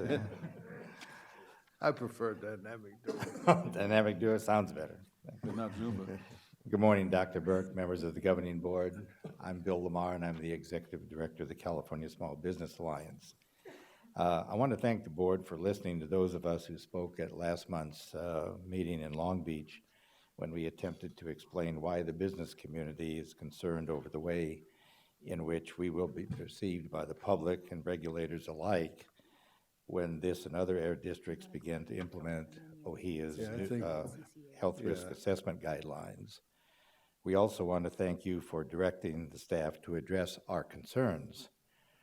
Since last month, staff met with Alliance members and with other business coalitions, and while it didn't come easily, I believe the staff finally began to see the legitimacy of our concerns and how a hastily conceived implementation plan could be instrumental in misleading the public into believing that our products, services, business practices, and high degree of compliance with existing rules and regulations were suddenly inadequate and cause for even greater concern by a health and safety conscious public. Even staff's presentation at the 5 recent workshops was a considerable improvement over the one we all saw only a month ago. Finally, we're glad to hear that staff is agreeable to extending the comment periods and set hearings for the 4 amended rules required to implement their work plan and the guidelines. Our hope is that during this period, staff will continue to engage with us and allow us to help them craft a plan, a message, and rules that will not needlessly add to the burden already borne by many small businesses and irreparably damage their reputations as responsible and law-abiding business owners. Thank you. Thank you very much for your testimony. Mr. Coleman? Thank you, Mr. Chairman, members of the board. Kurt Coleman here on behalf of the Southern California Air Quality Alliance. I'm here today. I came in today to oppose the set hearing since these rules had not been before the Station Resource Committee, and we believe the rules as proposed would foreclose the governing board from taking action on significant policy issues, such as whether we ought to revisit some of the trigger thresholds that were the subject of a lot of discussion and debate when these rules were originally adopted.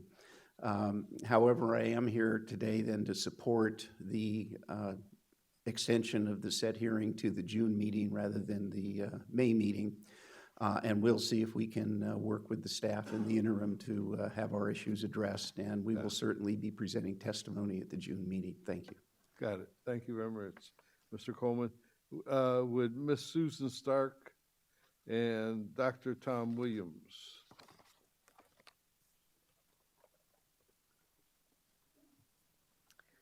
Good morning. I'm Susan Stark with Tesoro, but speaking on behalf of Bill Quinn with SEEB, the California Council for Environmental and Economic Balance. Bill couldn't be here today, but wanted to express his appreciation for consideration of the request for a 60-day set hearing. In a short amount of time, staff has done an extensive amount of outreach and has generously offered to meet with anyone and everyone who requested. We think this extra time will allow for more outreach, as well as time for interested parties to review these important amendments and related staff documents. So for these reasons, we strongly support the 60-day set hearing. Thank you. Thank you very much. Would the clerk of the board please come to the podium? I'm sorry, Doctor. No, you can go ahead and testify. It's fine. Yeah.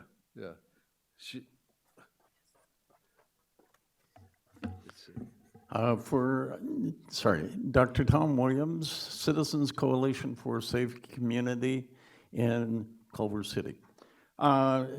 Withdraw item 13. I don't need to make any more comments on that. For number 16, we're quite concerned regarding the environmental compliance documents that are sent to the AQMD. Specifically, Mr. Chair, I think we're on item 2C on the agenda, so maybe Mr. Williams would like to wait until we get to the next item. I'm sorry. That's my fault, not your fault. That concludes the testimony on 2C, so if we can get a motion. Move approval, staff's recommendation as amended by Barry. Is there any opposition to that? Hearing none, 2C is approved. Item number 3 was you, Mr. Cacchiotti? Thank you, Mr. Chair. And just for an update maybe from Matt or staff, and I support this 100%, We just wanted to get an update on, I noticed the electric vehicle charging infrastructure for some of our demonstration program, the zero emission goods movement, that catenary system with Siemens. I had an email from some group about a week ago where it showed a picture down in the Alameda corridor, of cones and starting to, said, getting ready for the zero emissions corridor. What's the status? I was hoping we could have a groundbreaking, or the whole staff could get out there and see this first program in the United States before it actually gets going, and maybe just kind of what's going to happen in the next year with this program. Yes, Councilman. So the program, since the board has approved it, has been proceeding. They've been doing the non-recurring engineering back in Europe, so both in Sweden and in Germany. As you know, they have a test track there, so they're testing some of the componentry there. But as you mentioned, they did break ground or starting to construct the test track here in the city of Carson along Alameda Street, north of Sepulveda, and so that's going to continue. And we are anticipating having that test track completed by this year, and hopefully testing trucks in the first quarter of next. If we want to get just get out there and check it out, can we just go through you, Matt, or should we have an event out there? I'm just curious. It's an exciting project. It's entirely up to the board's discretion, so certainly we can have a tour and a further discussion about a groundbreaking would be happy to do that. Thanks. I'll move the item, Mr. Chair. Any opposition to this item? Hearing none, that item is approved. Supervisor Nelson, item number 12. Thank you very much, Mr. Chairman. I just, I want to go on record. I clearly support the minor adjustment. I do think it's time for the board to address the issue of kind of the additional compensation. I know that there are a number of chairmen of the agency's committees. I'm not one of them, but I know that the work that goes into being chair of the agencies, and for that matter, the number of different committees one would sit on. I sit on two. I just don't have time to sit on more. But the way the additional compensation set up, and without throwing stones in my glass house here, if you look at the backup material, for example, the vice chair's aides make 3 times what your aides do. I don't know they do 3 times the work, but I think before we approve additional items on compensation, it would be healthy to perhaps have the executive committee staff, someone take a look at what work really goes into this from the executive aide standpoint, right, and figure out. I know the gentleman to my left, Dr. Parker, he's all in with this agency. His staff must have enormous responsibilities just reviewing all the committee stuff. I'm only on 2 committees, so I'm probably the least affected. I don't understand, unless someone explains it to me, nor will I, who has the most committee responsibilities here. I miss too much. I don't go to all the meetings. Well, bingo. But, there may be some secondary players, I think, that I want to make sure get treated fairly here. And I think that's an excellent suggestion. And during the next fiscal period, we should look at all those. And I think it's an excellent idea. Thank you. Mr. Chairman, I think, in kind of dittoing what Supervisor Nelson has stated, he called to my attention that I'm on 5 different committees, and now I will be chairman of an external committee, and which calls for 2- and 3-day meetings sometimes outside of the city. And not having also the adequate staff in order to do that, it really means that I'm working almost 40 hours a week to keep up with all of these various different tasks. So I think that I'd like to echo what he's saying, that we really should look at this in greater detail. Can I get a motion on that, Supervisor? I will move the item so long as the directive is included that we take a look as a board at the matrix and at least have on the table reallocation or allocation of additional resources. Thank you. Second. Any opposition? Hearing none, that is approved. Now, I have note from the clerk of the board that 13 has a speaker slip, but I can't find it for the life of me. Dr. Williams said that he decided not to speak on 13, so Okay. I believe we're How now on about, 16. how about 16? Okay, you can come back down on 16. Can I move 13? Second. Okay. Any opposition on 13? Hearing none, 13 is approved. Yes, sir. Okay, for 16, 17, and 18, I'll get it in 3 minutes. Okay, all three at one time. For EIRs, EISs submitted to the AQMD, where is the LA City mobility element for the general plan recirculated the EIR? Its due comments are due on the 16th of April. So didn't they give it to you? They didn't give it to some other people. That's number one, LA City mobility plan. The forecast of meetings, it says asterisks, potentially significant meetings, where there are no asterisks in the listing of the meetings. We're quite concerned regarding 1148.2 because it expires tomorrow. And we don't know if it's going to be extended for notices and reporting, or this is it. So we're also concerned about 1148.2 as to when do we start regulation rulemaking. So those are the primary ones under 17 forecast. For 18, IT support. Your IT department has led the state to SB4 and to the Dogger regulations regarding fracking and other stimulation. If it wasn't for you guys and your IT department, the whole concept of notices and reporting would not have been included. And that ASTM is looking at the South Coast Air Quality Management District as a good model for anyone to take up if you have a good IT department. Thank you. 16, that was for 16, 17, and 18. Thank you very much. Move approval 16, 17, and 18? Second. Thank you.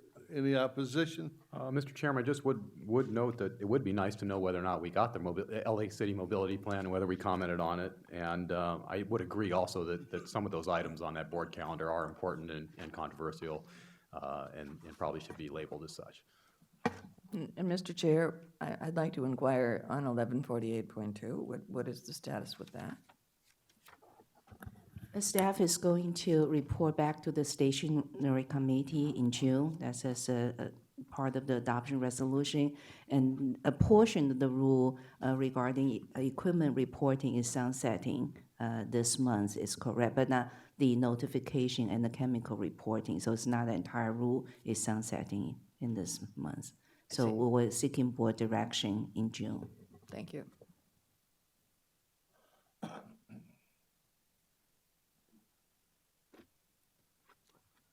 All right, moving on to item 20. Mr. Chairman, you had a motion and second, but did not take a vote on A that motion item. what? Well, you had a motion and a second and did not take a vote. Yeah, and I asked if there was any opposition, heard none, so the item was carried. Okay. Okay, 20 through 24.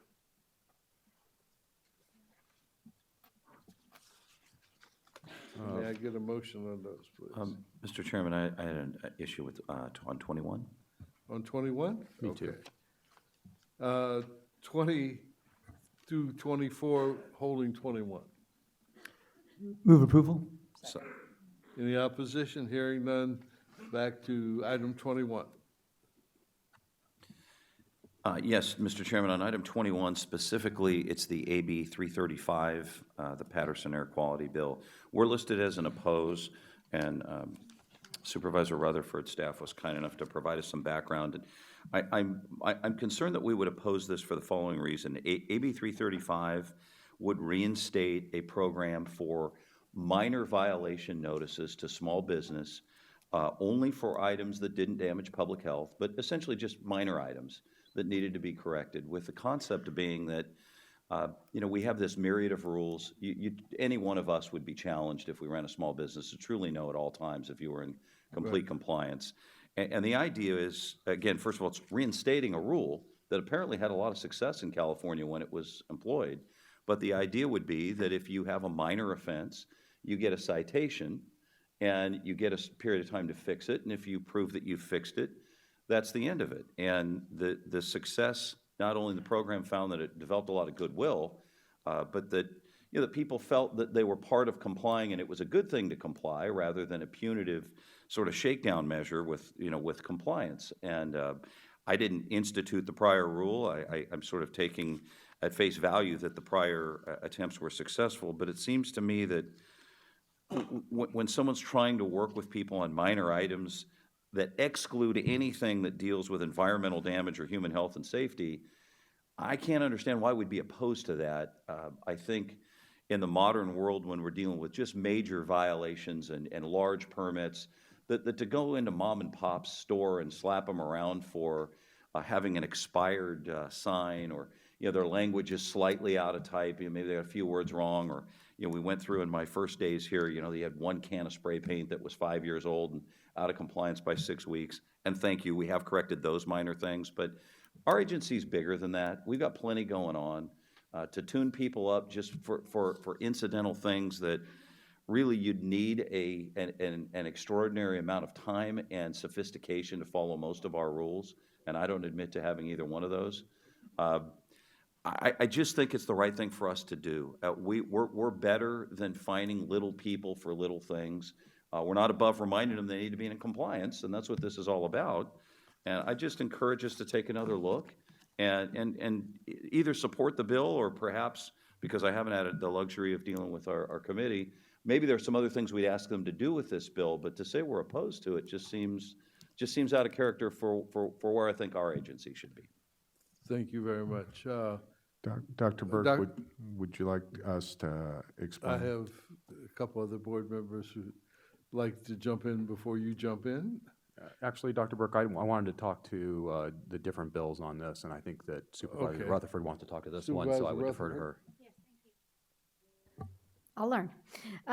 Subsequent to the committee where this was presented, I've talked with one of the co-authors of the bill, and I've also talked with several businesses.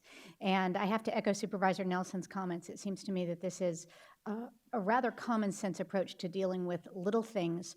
Our goal here is to gain compliance and to spread the air quality mantra with people doing it willingly and not using a hammer when a velvet glove can work. So I will be changing my vote from committee to, I'm asking that we not oppose this bill. Well, I'm confused. You did oppose it in committee? I did. I listened to what staff had to say. It sounded reasonable. Subsequent to committee, I've gone out and done some additional research, had conversation with authors, talked with businesses. It brings me to a different conclusion. Okay. Chairman Mitchell? Yes, thank you. This was discussed in committee, and staff will comment on this as well. But as it turns out, we did have a program similar to what this legislation proposes in sometime in the past, and it was unsuccessful. My concern about the bill was that we will not, with the implementation of this legislation, we will now have an increase in complaints where there is argument over whether it is a minor violation or not. And that is, in my opinion, a squandering of our resources. We already have a very robust program, and I think that our staff, for the most part, does work with our local businesses, with our regulated body, organizations and bodies before the issue goes too far. We give them an opportunity to correct. So based on a history that already exists of this type of program in our agency, I supported the position to oppose the bill. And I think our staff can also have some further discussion on what the history of it was and what they experienced in the past. Okay, now Dr. Wallerstein. Dr. Burke, Barbara Baird responding here. Board Member Mitchell is correct. Even before the original bill that Supervisor Nelson referred to, this district did have a notice to comply program where in appropriate cases the staff would issue a facility for a violation, say a late report, something of that sort, and give them an opportunity to correct the violation. And if they corrected it within a period of time, then that would be the end of the matter, no further action, no penalties. I think at the time of the original bill, some of the other districts maybe didn't have such a program. Now, many of them do. So we think we're already implementing the spirit of this particular bill, and the difficulty is, as Board Member Mitchell pointed out, the bill would create, in essence, a legal right in certain circumstances for a facility to not get a notice of violation, but simply to get a notice to comply. So the experience we had when this was in effect, I think it went sunsetted about 10 years ago, was that in numerous cases there would be a lot of arguing about whether a notice of violation really should have been a notice to comply, because in addition to the type of violation, there was an exception in the rule for chronic violators. So there was argument about whether you were or you weren't chronic. We're also concerned that by creating a certain category of violations for which you absolutely cannot get a notice of violation, even though it's a paperwork violation, it takes away the incentive for a facility to comply because they know they can't get penalized for violating at least the first time they do it. And then finally, along the lines of creating unnecessary work and difficulty in settling violations, just yesterday, I actually received a letter from a facility that was even complaining about a notice to comply that we had issued and was arguing that it didn't meet the requirements of the expired statute and the expired rule, and therefore they shouldn't even have gotten a notice to comply, which a four-page legal argument on something that doesn't have any legal consequences in the first place. So it is an excess amount of work, and our concern about the taking away the incentive to comply is important as well. This is Mohsen Nazemi. We issued close to 4,000 notices to comply last year.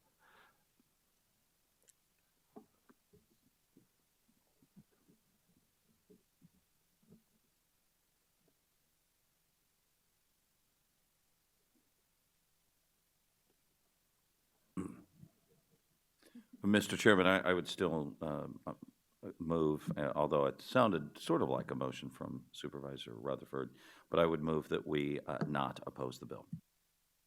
Second.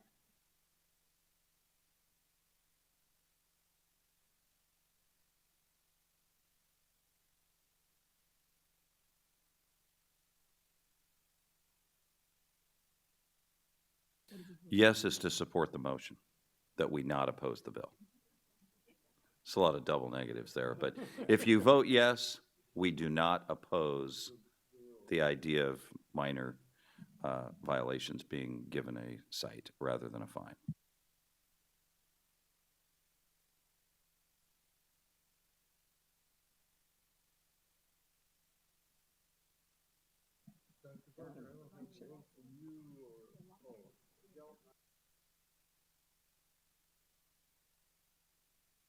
Yes, there we go, there we go, okay. Close the roll. 6-5, the motion fails. But if the same vote count goes, the motion's going to fail to carry it too. So open the roll to approve the legislative committee report. That'll be a yes, right? Yeah. but it's going to be the same thing. It's going to fail again. You know, Miguel said as he walked out that I could vote for him, so. Hey, he voted for you by not being here. He voted for you, so the motion fails, so. No, the motion passed. The motion failed. Got to have 7 votes. Oh, 7. Got to have 7 votes. Motion failed. Okay. Now, so that was only on that one item. So let's take now the legislative committee Well, report. if I could, Mr. Chair, I actually had another issue with different legislation that I wanted to bring up, different from this bill, the AB 535 that we were just discussing. Or 335. I'm sorry. I haven't, there's 2 other bills that were on this legislative committee item, SB 350 and AB 678. Yes. And I'd like to move that we take a position of support on SB 350 and make a slight amendment to AB 678 so it includes fuel cell trucks as well as battery electric trucks. I can give you the specific language, but staff supports that. If I can get a second, I can speak to the motion. Thank you. SB 350 is among the most important air quality related bills that will be before the legislature this year, and it is to support additional renewable energy in California, 50% renewable energy portfolio, 50% reduction in the use of petroleum fuels, and a doubling of energy efficiency in buildings. The legislative leadership in Sacramento is very supportive of this. It was the governor's initiative, so we very much would expect it to reach his desk. I feel that without taking a position on the bill that we are handcuffing and our legislative staff and making it difficult for them to engage effectively during the process. One that is really important.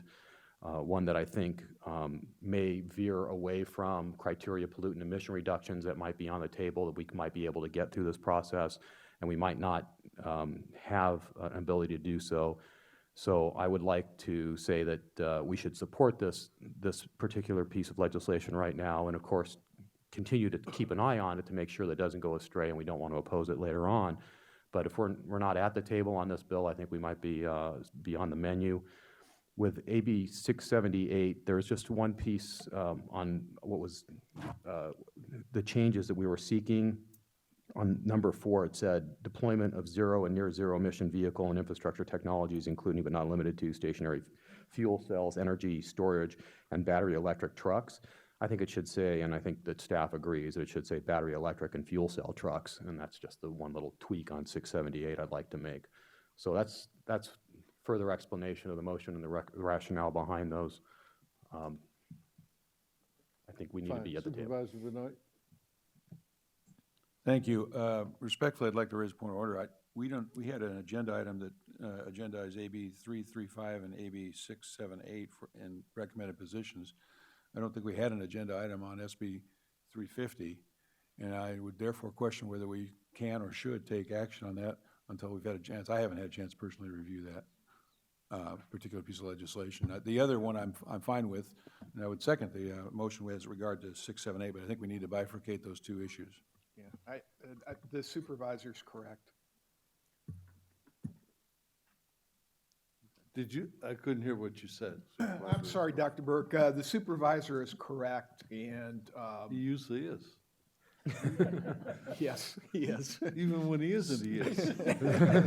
So what you're saying, Kurt, is that because a vote on SB 350 would not be proper at this time. Because the legislative committee did not take a position on it, we're not allowed to vote on it? No, because it's not agendized as such. for Okay, action. then I will Bring that back next month? Yes, bring it back next month, but I also ask that it be put on the agenda for next month. But I'll amend my motion accordingly to limit it then to AB 678. With the change. With that change, and I think the actual second on my motion was Yeah, I did second the motion, and the action of the legislative committee was to monitor SB 350. So with that action taken in the legislative committee, it will come back to us as we see it moving through committees. So, but we certainly could bring it to this board as well. I would recommend that we change the wording that we've been historically using on this agenda, because it says receive and file, yet there are other items that are in the Ledge Committee's report. So if the governing board as a whole has a different view, we should be able to have the board take action. Otherwise, the Ledge Committee could prevent things from coming to the board. So now this 350 is? Yes, 350 is going to be put on hold for now, but this minor thing in 678, which will help us advocate for fuel cell trucks as well as electric trucks, we can, according to council, actually consider. We can or can't? Can, I believe, right? Yes, so our understanding is that the board, vis-a-vis the motion that's on the floor, would approve the very minor amendment, but important in some ways, AB 678, to include the reference to fuel cells. And support the bill. And we would bring back the other bill to Ledge Committee at your meeting next week, and then to the full board, and we, in the future, wouldn't just have this as receive and file. We'll come up with some other wording in case the governing board wants to take up one of the items that the Ledge Committee considered. Okay. I'll second the motion that Dr. Lewis made. I don't know that we have a second. Okay, will you open the roll?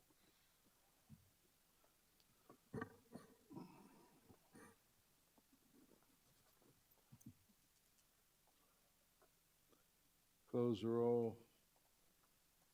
Oops, we closed out. No, go, Mike. You got it.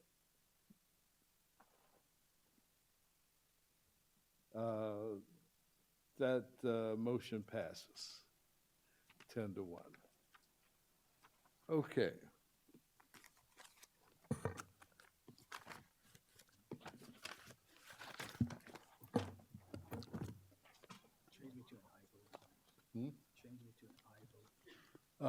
Supervisor Antonovich would like to change his vote to an aye vote.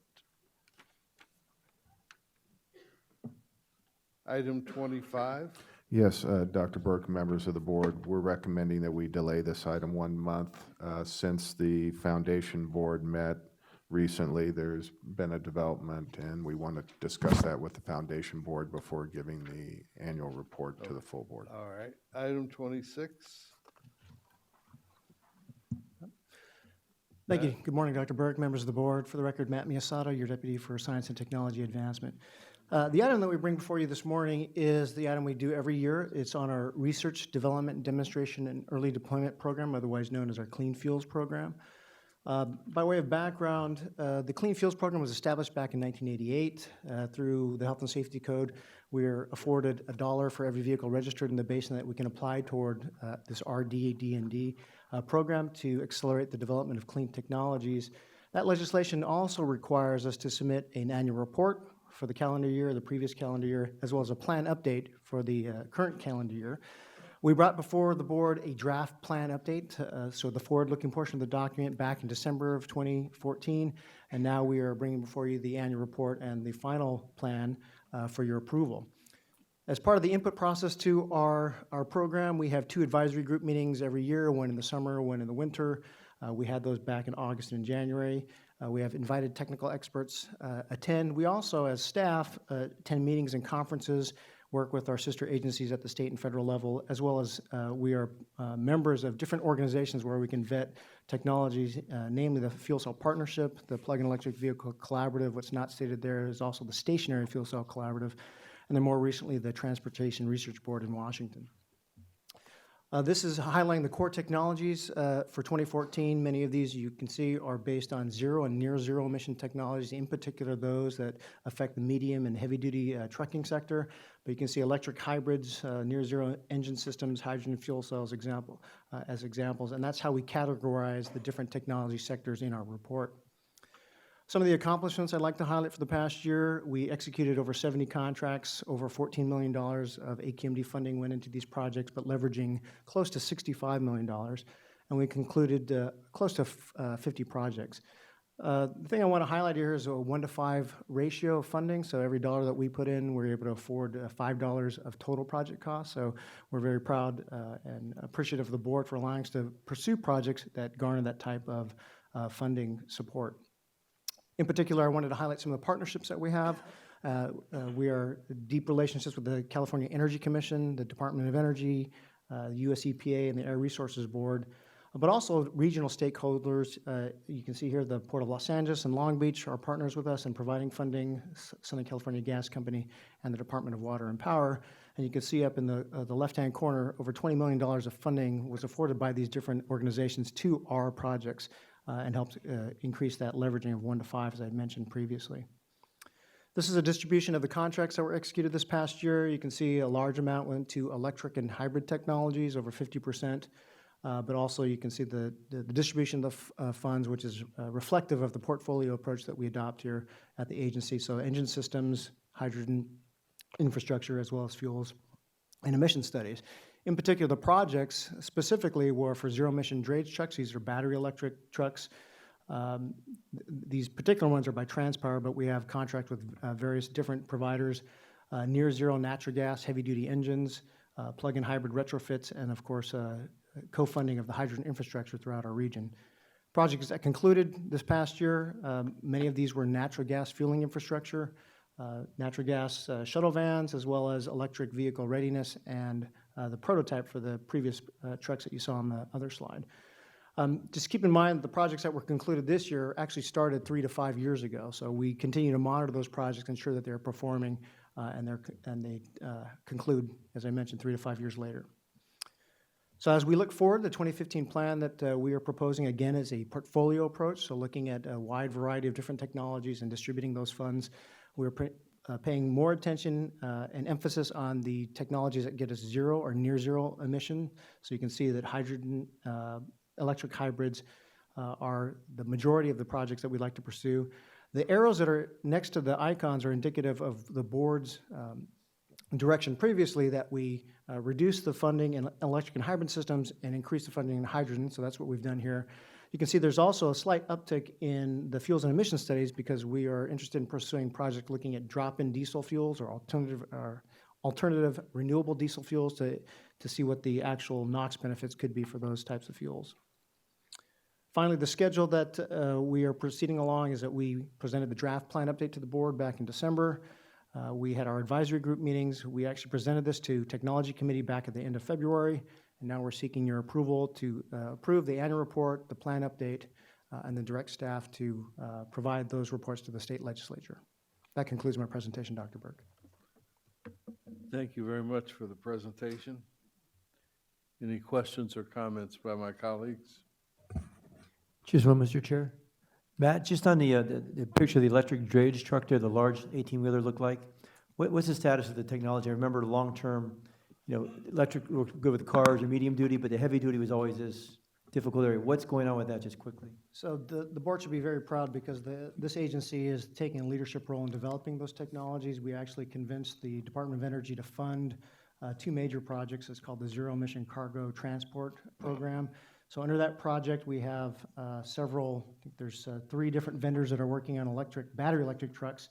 We're just recently awarded Department of Energy on the second phase of that program where we're developing fuel cell hybrid trucks. So those trucks are being built now. We actually have the pictures that you saw of the 4 different colored trucks are being deployed by TTSI, a local hauling firm, and they're going through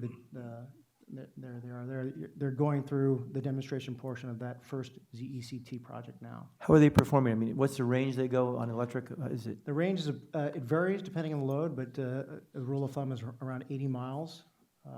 The trucks actually are being built in San Diego. They drive them up here regularly.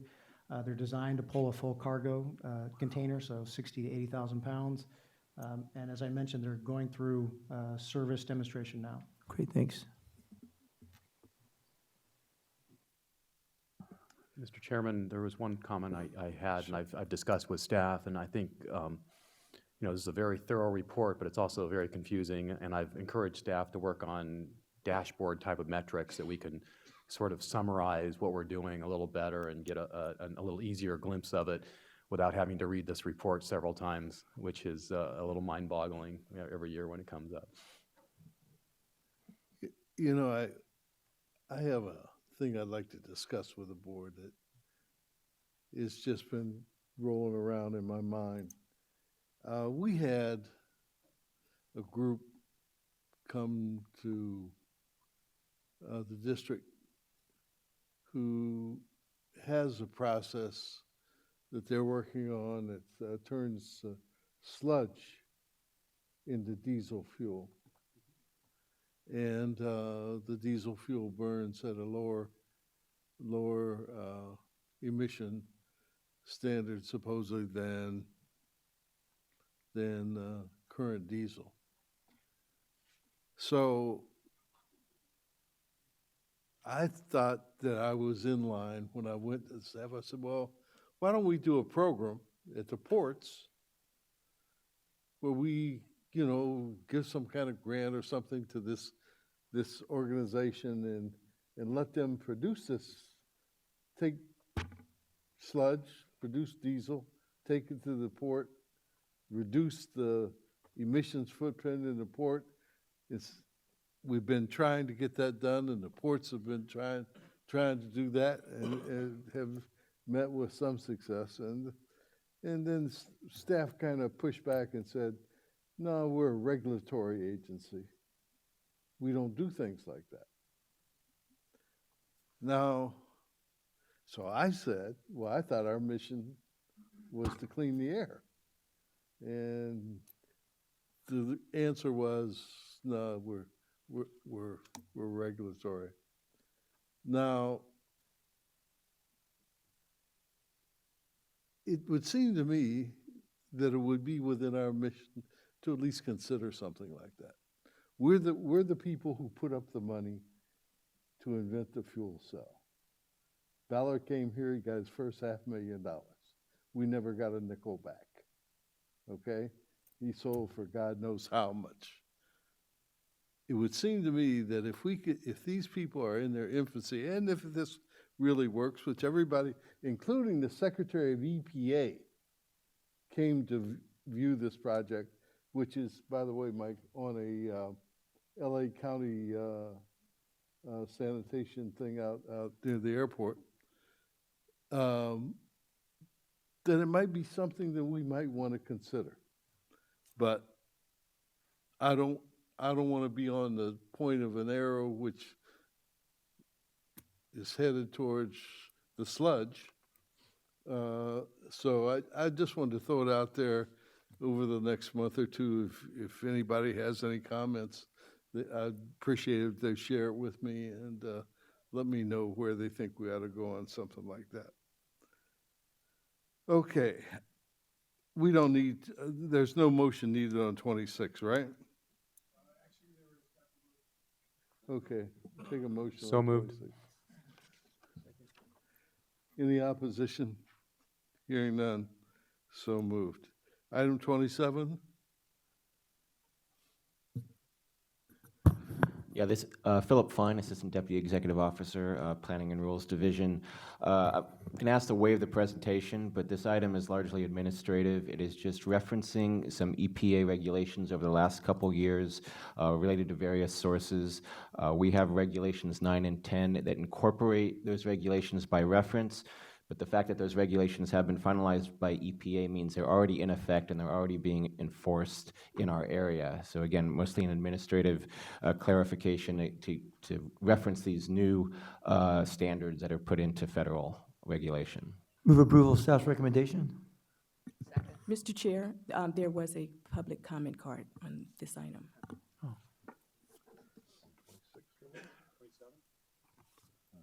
I don't have one on 27. Is there someone here to speak on 27? Withdrew. Yeah. No, he's on 28. I got him on 28. Okay. No, I don't have a card on 27. We got a motion and a second. Any opposition? Hearing none. That is carried. Item 28. Yes, Mr. Chairman, members of the board, this is annually an item that comes before the board as part of our overall budget process, where we highlight some of the goals and objectives for the upcoming year. And more recently, I've also been providing at least a partial report of some of the progress we made relative to last year's goals and objectives. This has been presented in the administrative committee. It's here before you today for some initial comment, but ultimately is part of the budget adoption, which will occur in May. And I'd be happy to, if you'd like, I can go through this and summarize it, or just answer questions at this point. Well, we have testimony. Let's hear the testimony first. Dr. Tom Williams and Aurora Vasquez.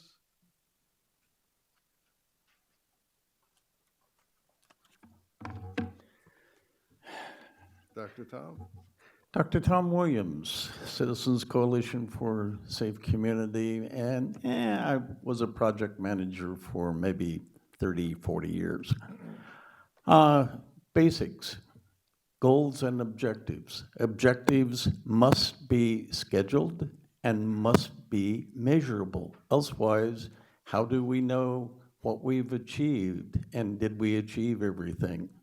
So I would highly recommend that you recirculate the goals and objectives for the next board meeting and have them open to measurement. Objectives are measurable. Are you achieving your goals? How do you determine that? You also need to provide, say from the 2012 period to date, as to what has actually been measured and achieved. Most serious issue is attainment of federal and state air quality measures. Why can't we have a goal, achieve all attainment? Seems rather simple. How do we get there? May not be for 10 years. And I always like continued towards attainment. A towards attainment as an objective. Yeah, get the clock going. Otherwise, I'll just run it out. Okay, the AQMP. Make sure that it includes the U.S. Census for 2010, because SCAGS doesn't do it. And also, I would highly recommend that the AQMP take precedence over both the city and SCAGS and MTA's modeling, which is being done by some means we know not what, because we give comments, but we receive no fundamental inputs as to how it's being done. You earlier talked about human health. I come from the period of total suspended particulate. Woo, archaic it's now called. And that was an issue of SO2 and TSP. And it was found that the two together have a much more powerful effect than those separate. So I would highly recommend that health be considered at PM1, not PM100, and have it correlated with ozone, NOx, and CO, because you may be finding that the total particulate, PM1, is actually acting as a focus for other issues. And this should be part of this year's coming program, but measurable. How can we figure out what will happen next year if we don't know what has been achieved this coming year? So change the objectives, make them scheduled, make them quantitative. How many meetings? How many public comments? How many public issues will be addressed? Thank you. Hi, good morning. I know today's a holiday, so I want to wish you all a happy holiday for the believers or the non-believers. My name is Aura Vasquez, and I'm here representing my generation campaign from the Sierra Club. A lot of you are very familiar with my gen. I have the chance to meet with a lot of you personally and try to build a relationship. So for me, being here is not only my duty, but it's also something that I do because I really believe that you all can make a big difference, especially you, Mr. Burke, that you are the chair of this committee and you're the commander-in-chief, and you can really make a difference.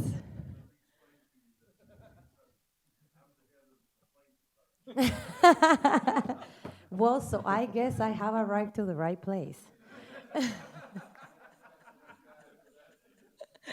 So I was really pleased to listen to Dr. Abel earlier. I had actually the pleasure to work with him last year and put together a panel where he spoke.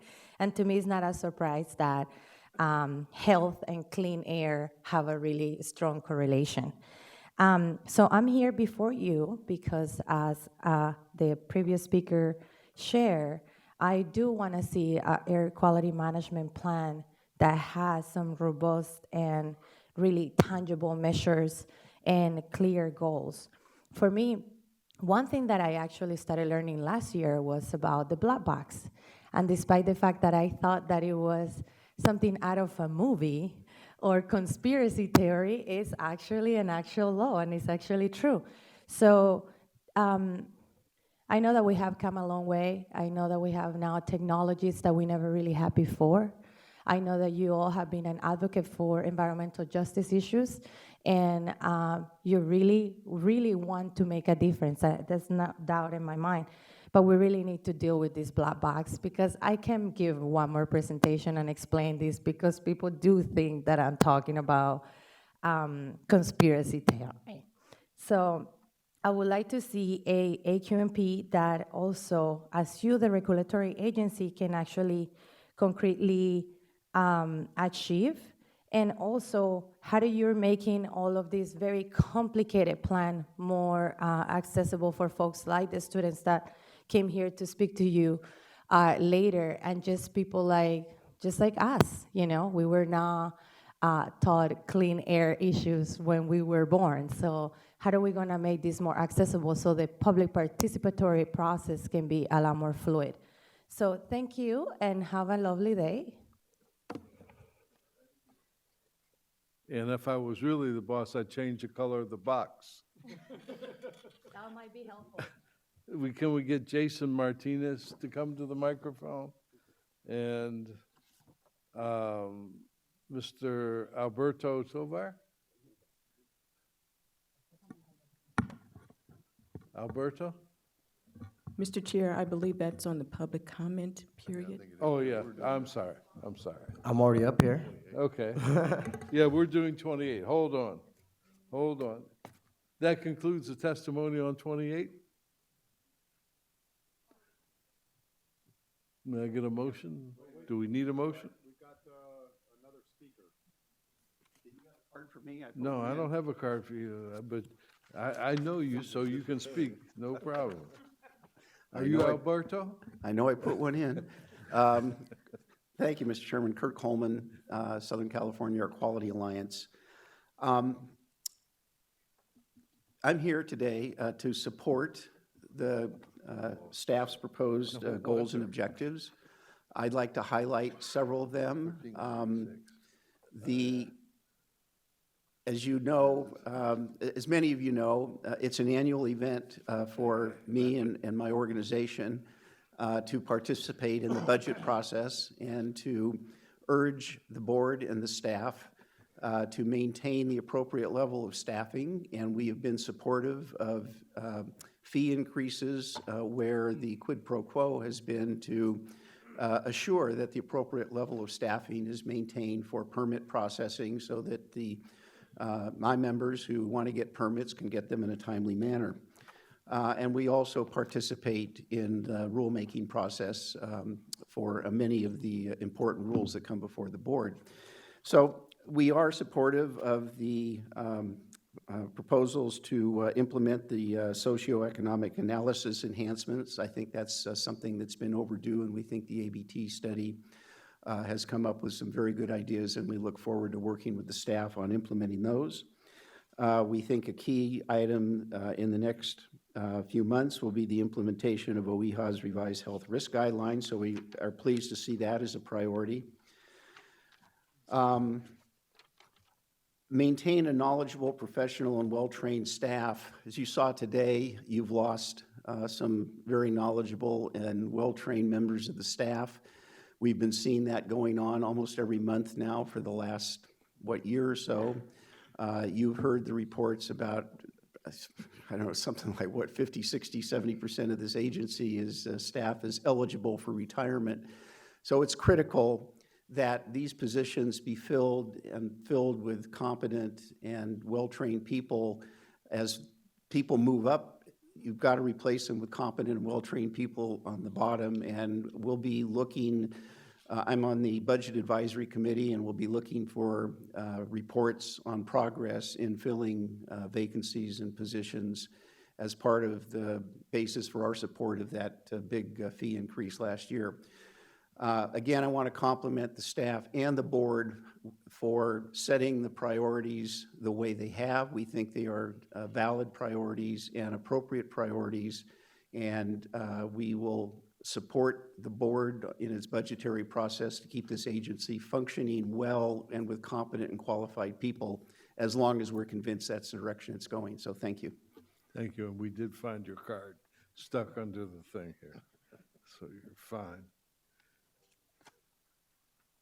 No further speakers? Any further comment by any board? Mr. Chair, just for Yes, you- clarification, I really like these goals, Barry. I think they're well thought out.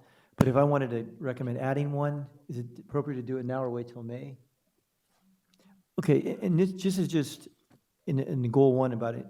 Goal one says ensure expeditious progress toward meeting clean air standards and protecting public health. And when I was kind of looking at our mission of AQMD and last board, I pulled this chunk from one of our resolutions. It says, by the Health and Safety Code, the local agency with primary responsibility for development, implementation, monitoring, air pollution, but we also do motor vehicle reduction measures. So as you look at stationary sources and mobile sources, we've done so much in stationary sources long before some of us got on a board, but now there's so many mobile, it's what, 80% of the pollution? So I was just thinking, as I read this over the different board meetings, I kept seeing that pop up in my head, and then it hit me. Motor vehicle use, we're doing everything for clean energy, clean motors, but we're not getting people out of the cars. So I think it's really important, this goes to a forum I sat on a Monday night over at Cal State LA, that we encourage, and you may put this in with number one or just an add one, but, and I bring this up because I'm holding it in front of me, and there's a big meeting coming up in a few weeks on LA County Measure R, and this is really another bond measure to really, sales tax measure, but a big percentage of it goes to mass transit.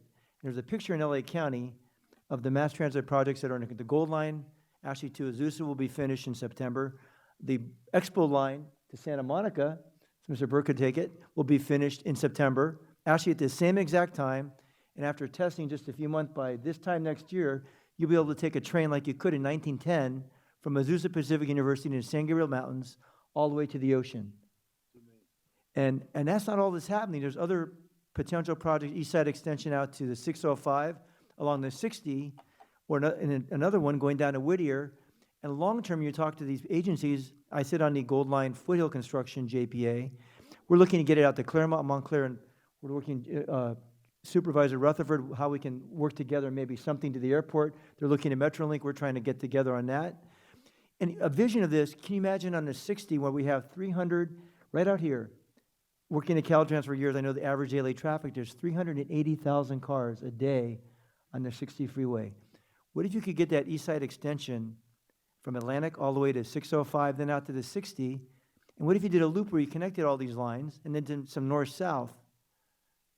We would get hundreds of thousands of cars off the road. The Gold Line, thanks to Supervisor Antonovich and others, started when I was mayor, big problem in 2003 with 10,000 people a day. Now we've got 45,000 riders just from Pasadena to downtown LA. They predict when it opens to Azusa and hopefully to Claremont in 2035 from 45,000 a day to 85,000. That's one of our 6 lines in LA County. Mike can speak much better than myself. If we can get people just out of, I 4 or 5 years ago, I was driving my car, I had my Prius. Now I ride the Prius maybe once or twice a week. I take the train, I take my bike to the train, the last mile. I've cut my mileage from 15,000 down to 10, now down to basically 5,000 miles of car driving a year because I have access to mass transit. And someday Bill will too, when he wants to come out here, he'll be able to just drive a couple miles and hop on a train. If he comes out here and I'm still here, I'll take it. But it's true, there's such an and now Metro, this Move On group is having meetings to really push this. And I just, before Mike left, Miguel Polito, I get his emails, and there's something happening in Westminster connected to Santa Ana, a streetcar, a 4 or 5 mile streetcar. And I'm not sure if Orange County's in it. Sean may know much better than me. What's going on with Orange County connecting to LA County, San Bernardino, with maybe a light rail system from Redlands or something. So all these connections to the hub. So there's something we should put in there because it's part of our policy and our mission.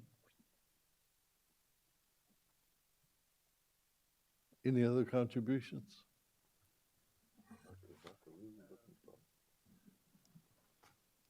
Yeah? Joe? Thank you, Mr. Chairman. I'd just like to express my general agreement with the idea that the extent that we can have really clear objectives and the extent that we can make them quantifiable and measurable and have milestones, timelines, and outcomes associated with them, the better.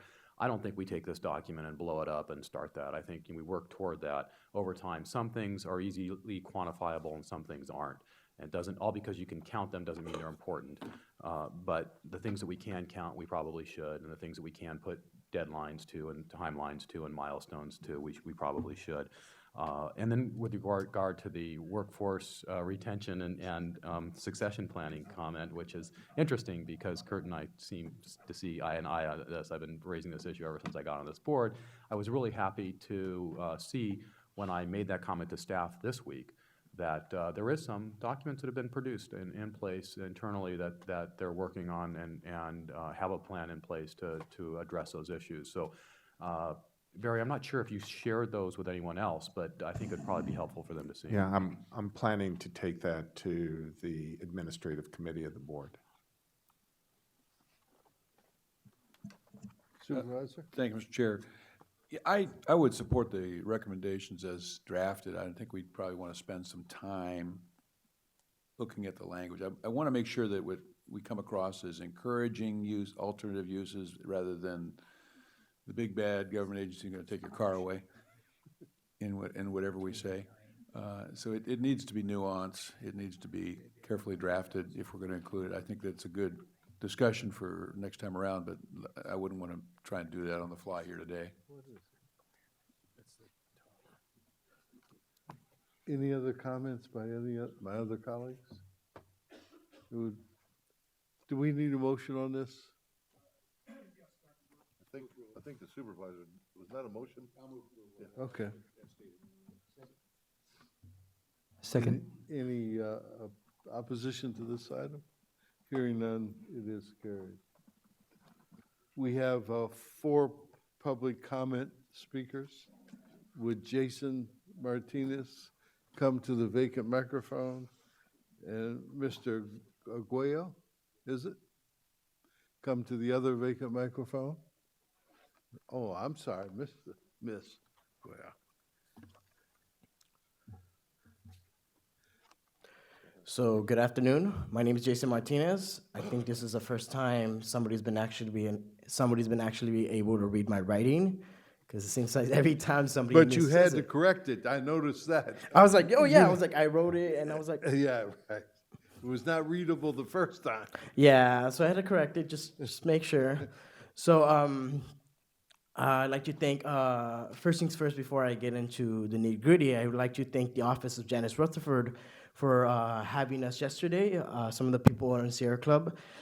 We had a great meeting with Mark Taylor, and we hope to work in the future more with your office. So thank you very much. It was a great meeting. So now down a little bit to the nitty-gritty is one of the things we want to talk to you about is just the AQMP. We're just advocating for a stronger AQMP plan for that's coming up. I was here 2 months ago when there was a weak PM 2.5 plan that kind of left Mira Loma out of commission. So seeing this, being the fact that this actually happened, I want to make sure that when you guys work on the AQMP, it's going to be a strong plan. And just recently learning about the black box, I'm still very unaware of what's going on with it and what it is, but just hearing what's been said earlier today, as well as some of the things that my colleagues have been telling me about it, it seems that there's a few things we do have to work on. So I am here just to advocate for a stronger AQMP plan.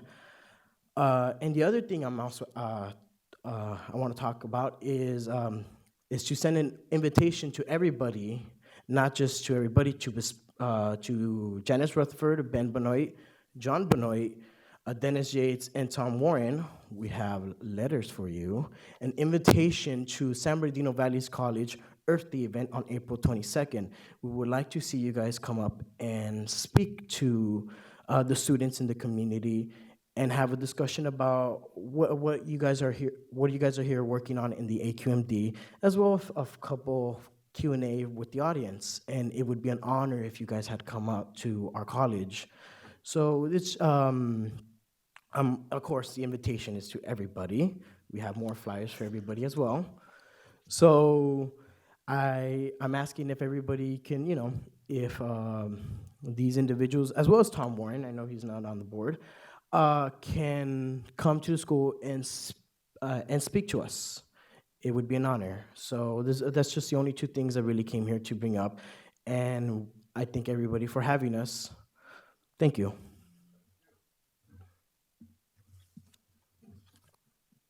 My next, okay. Hi, everybody. My name is Rocio Aguayo. I'm 18 years old. I was born and raised in the city of San Bernardino, and I'm a student at San Bernardino Valley College also. I have 5 siblings. I had 2 brothers that were born with asthma, and it's not really a severe case, but over the years, one of my brothers especially, he's always had a really bad cough, and he's always lived in San Bernardino. He's 25, and now he's moved out to Orlando. This cough just went away, and I don't think that's by chance. I think it's the air quality in San Bernardino. I was doing some research on Air Now and also your guys' website, and there's areas in San Bernardino that are considered moderate, and also this area where we are right now. And I don't know about you guys, but I don't want to live in an area that has moderate air quality. I don't think we should settle for that. And in the future, I want to be in the position where you guys are all, which is powerful, to make decisions that impact people like myself and my community. And I ask that you guys take an initiative and make that plan for 2015 and 2016 to make sure that this city and my city are not moderate and do not become a USG, the unhealthy for sensitive groups level of air quality. I think we all need to work and take preventative measures. Thank you.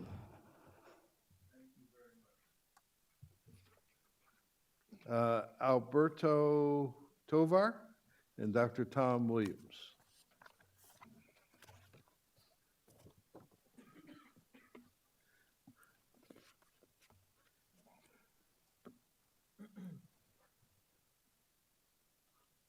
Hello, good morning. My name is Alberto Reyes Tovar. I come on representing Sierra Club in San Bernardino. We want to advocate the strong air quality management plan, AQMP, for better quality of air. Well, everyone everyone here maybe has grown up in, this time where the air quality ain't so the best, right? And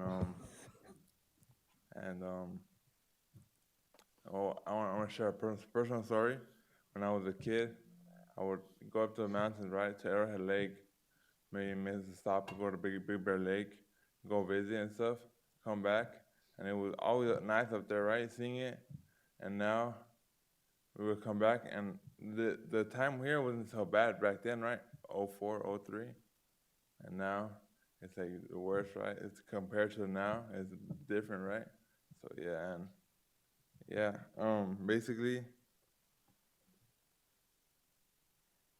we all want to be able to walk around and happily joyfully with clean air, healthy, and see our the next generations grow up and better than us, right?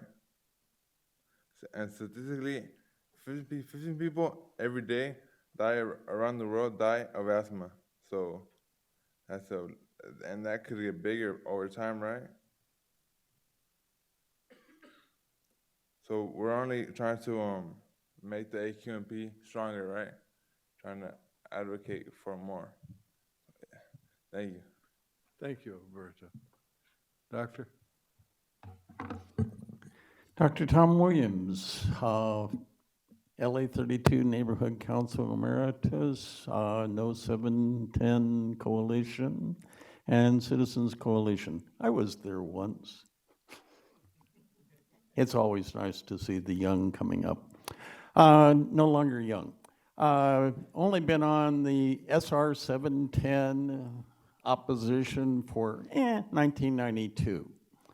The now current 26,000 pages of EIR backup documents, references, and oh, by the way, emails are being referenced in EIRs. Emails. Oh, that's interesting. We're going to do some Public Records Act requests on those. But let's get down to the basics. 180,000 vehicles per day is the objective. Vehicles. They avoid the T word. Trucks. Oh, if you do a back calculation from what they've provided, you come up with roughly 45,000 trucks a day with 90,000 cars a day. Sounds rather small compared to SR 60.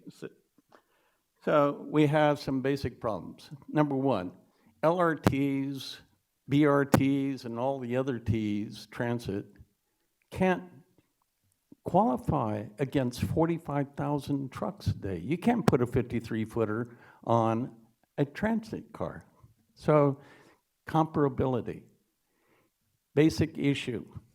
They're going to have two vents, structures, one at the north end, one at the south end. And they're going to dilute the CO to levels that will be suitable for driving in, but they don't state what the exhaust vent concentrations will be.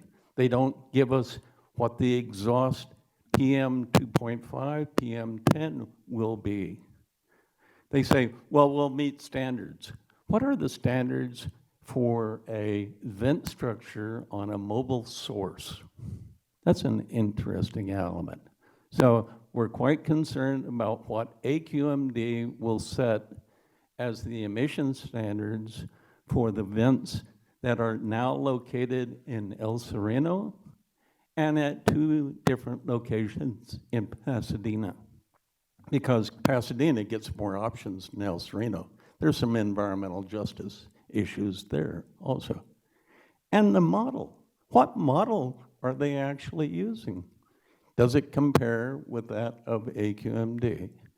But the central issue is, what are the emission requirements for a vent structure on an 8-lane tunnel with 180,000 cars? Thank you.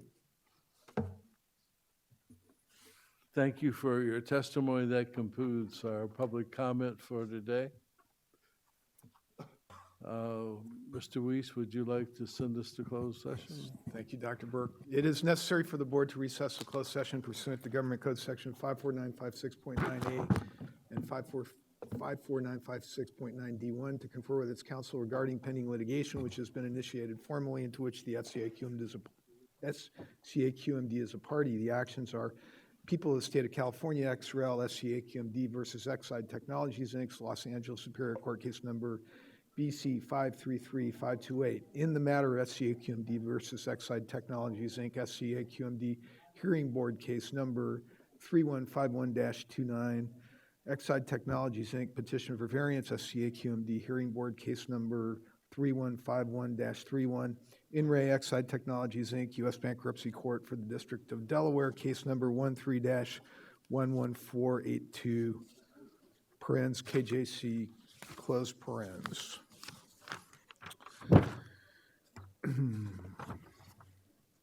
Sierra Club versus County of Fresno, California Supreme Court case number S219783. It's also necessary for the board to recess closed session pursuant to Government Code Section 54956.9A and 54956.9D4 to consider initiation of litigation one case and pursuant to Government Code Section 54956.9B due to significant exposure to litigation one case.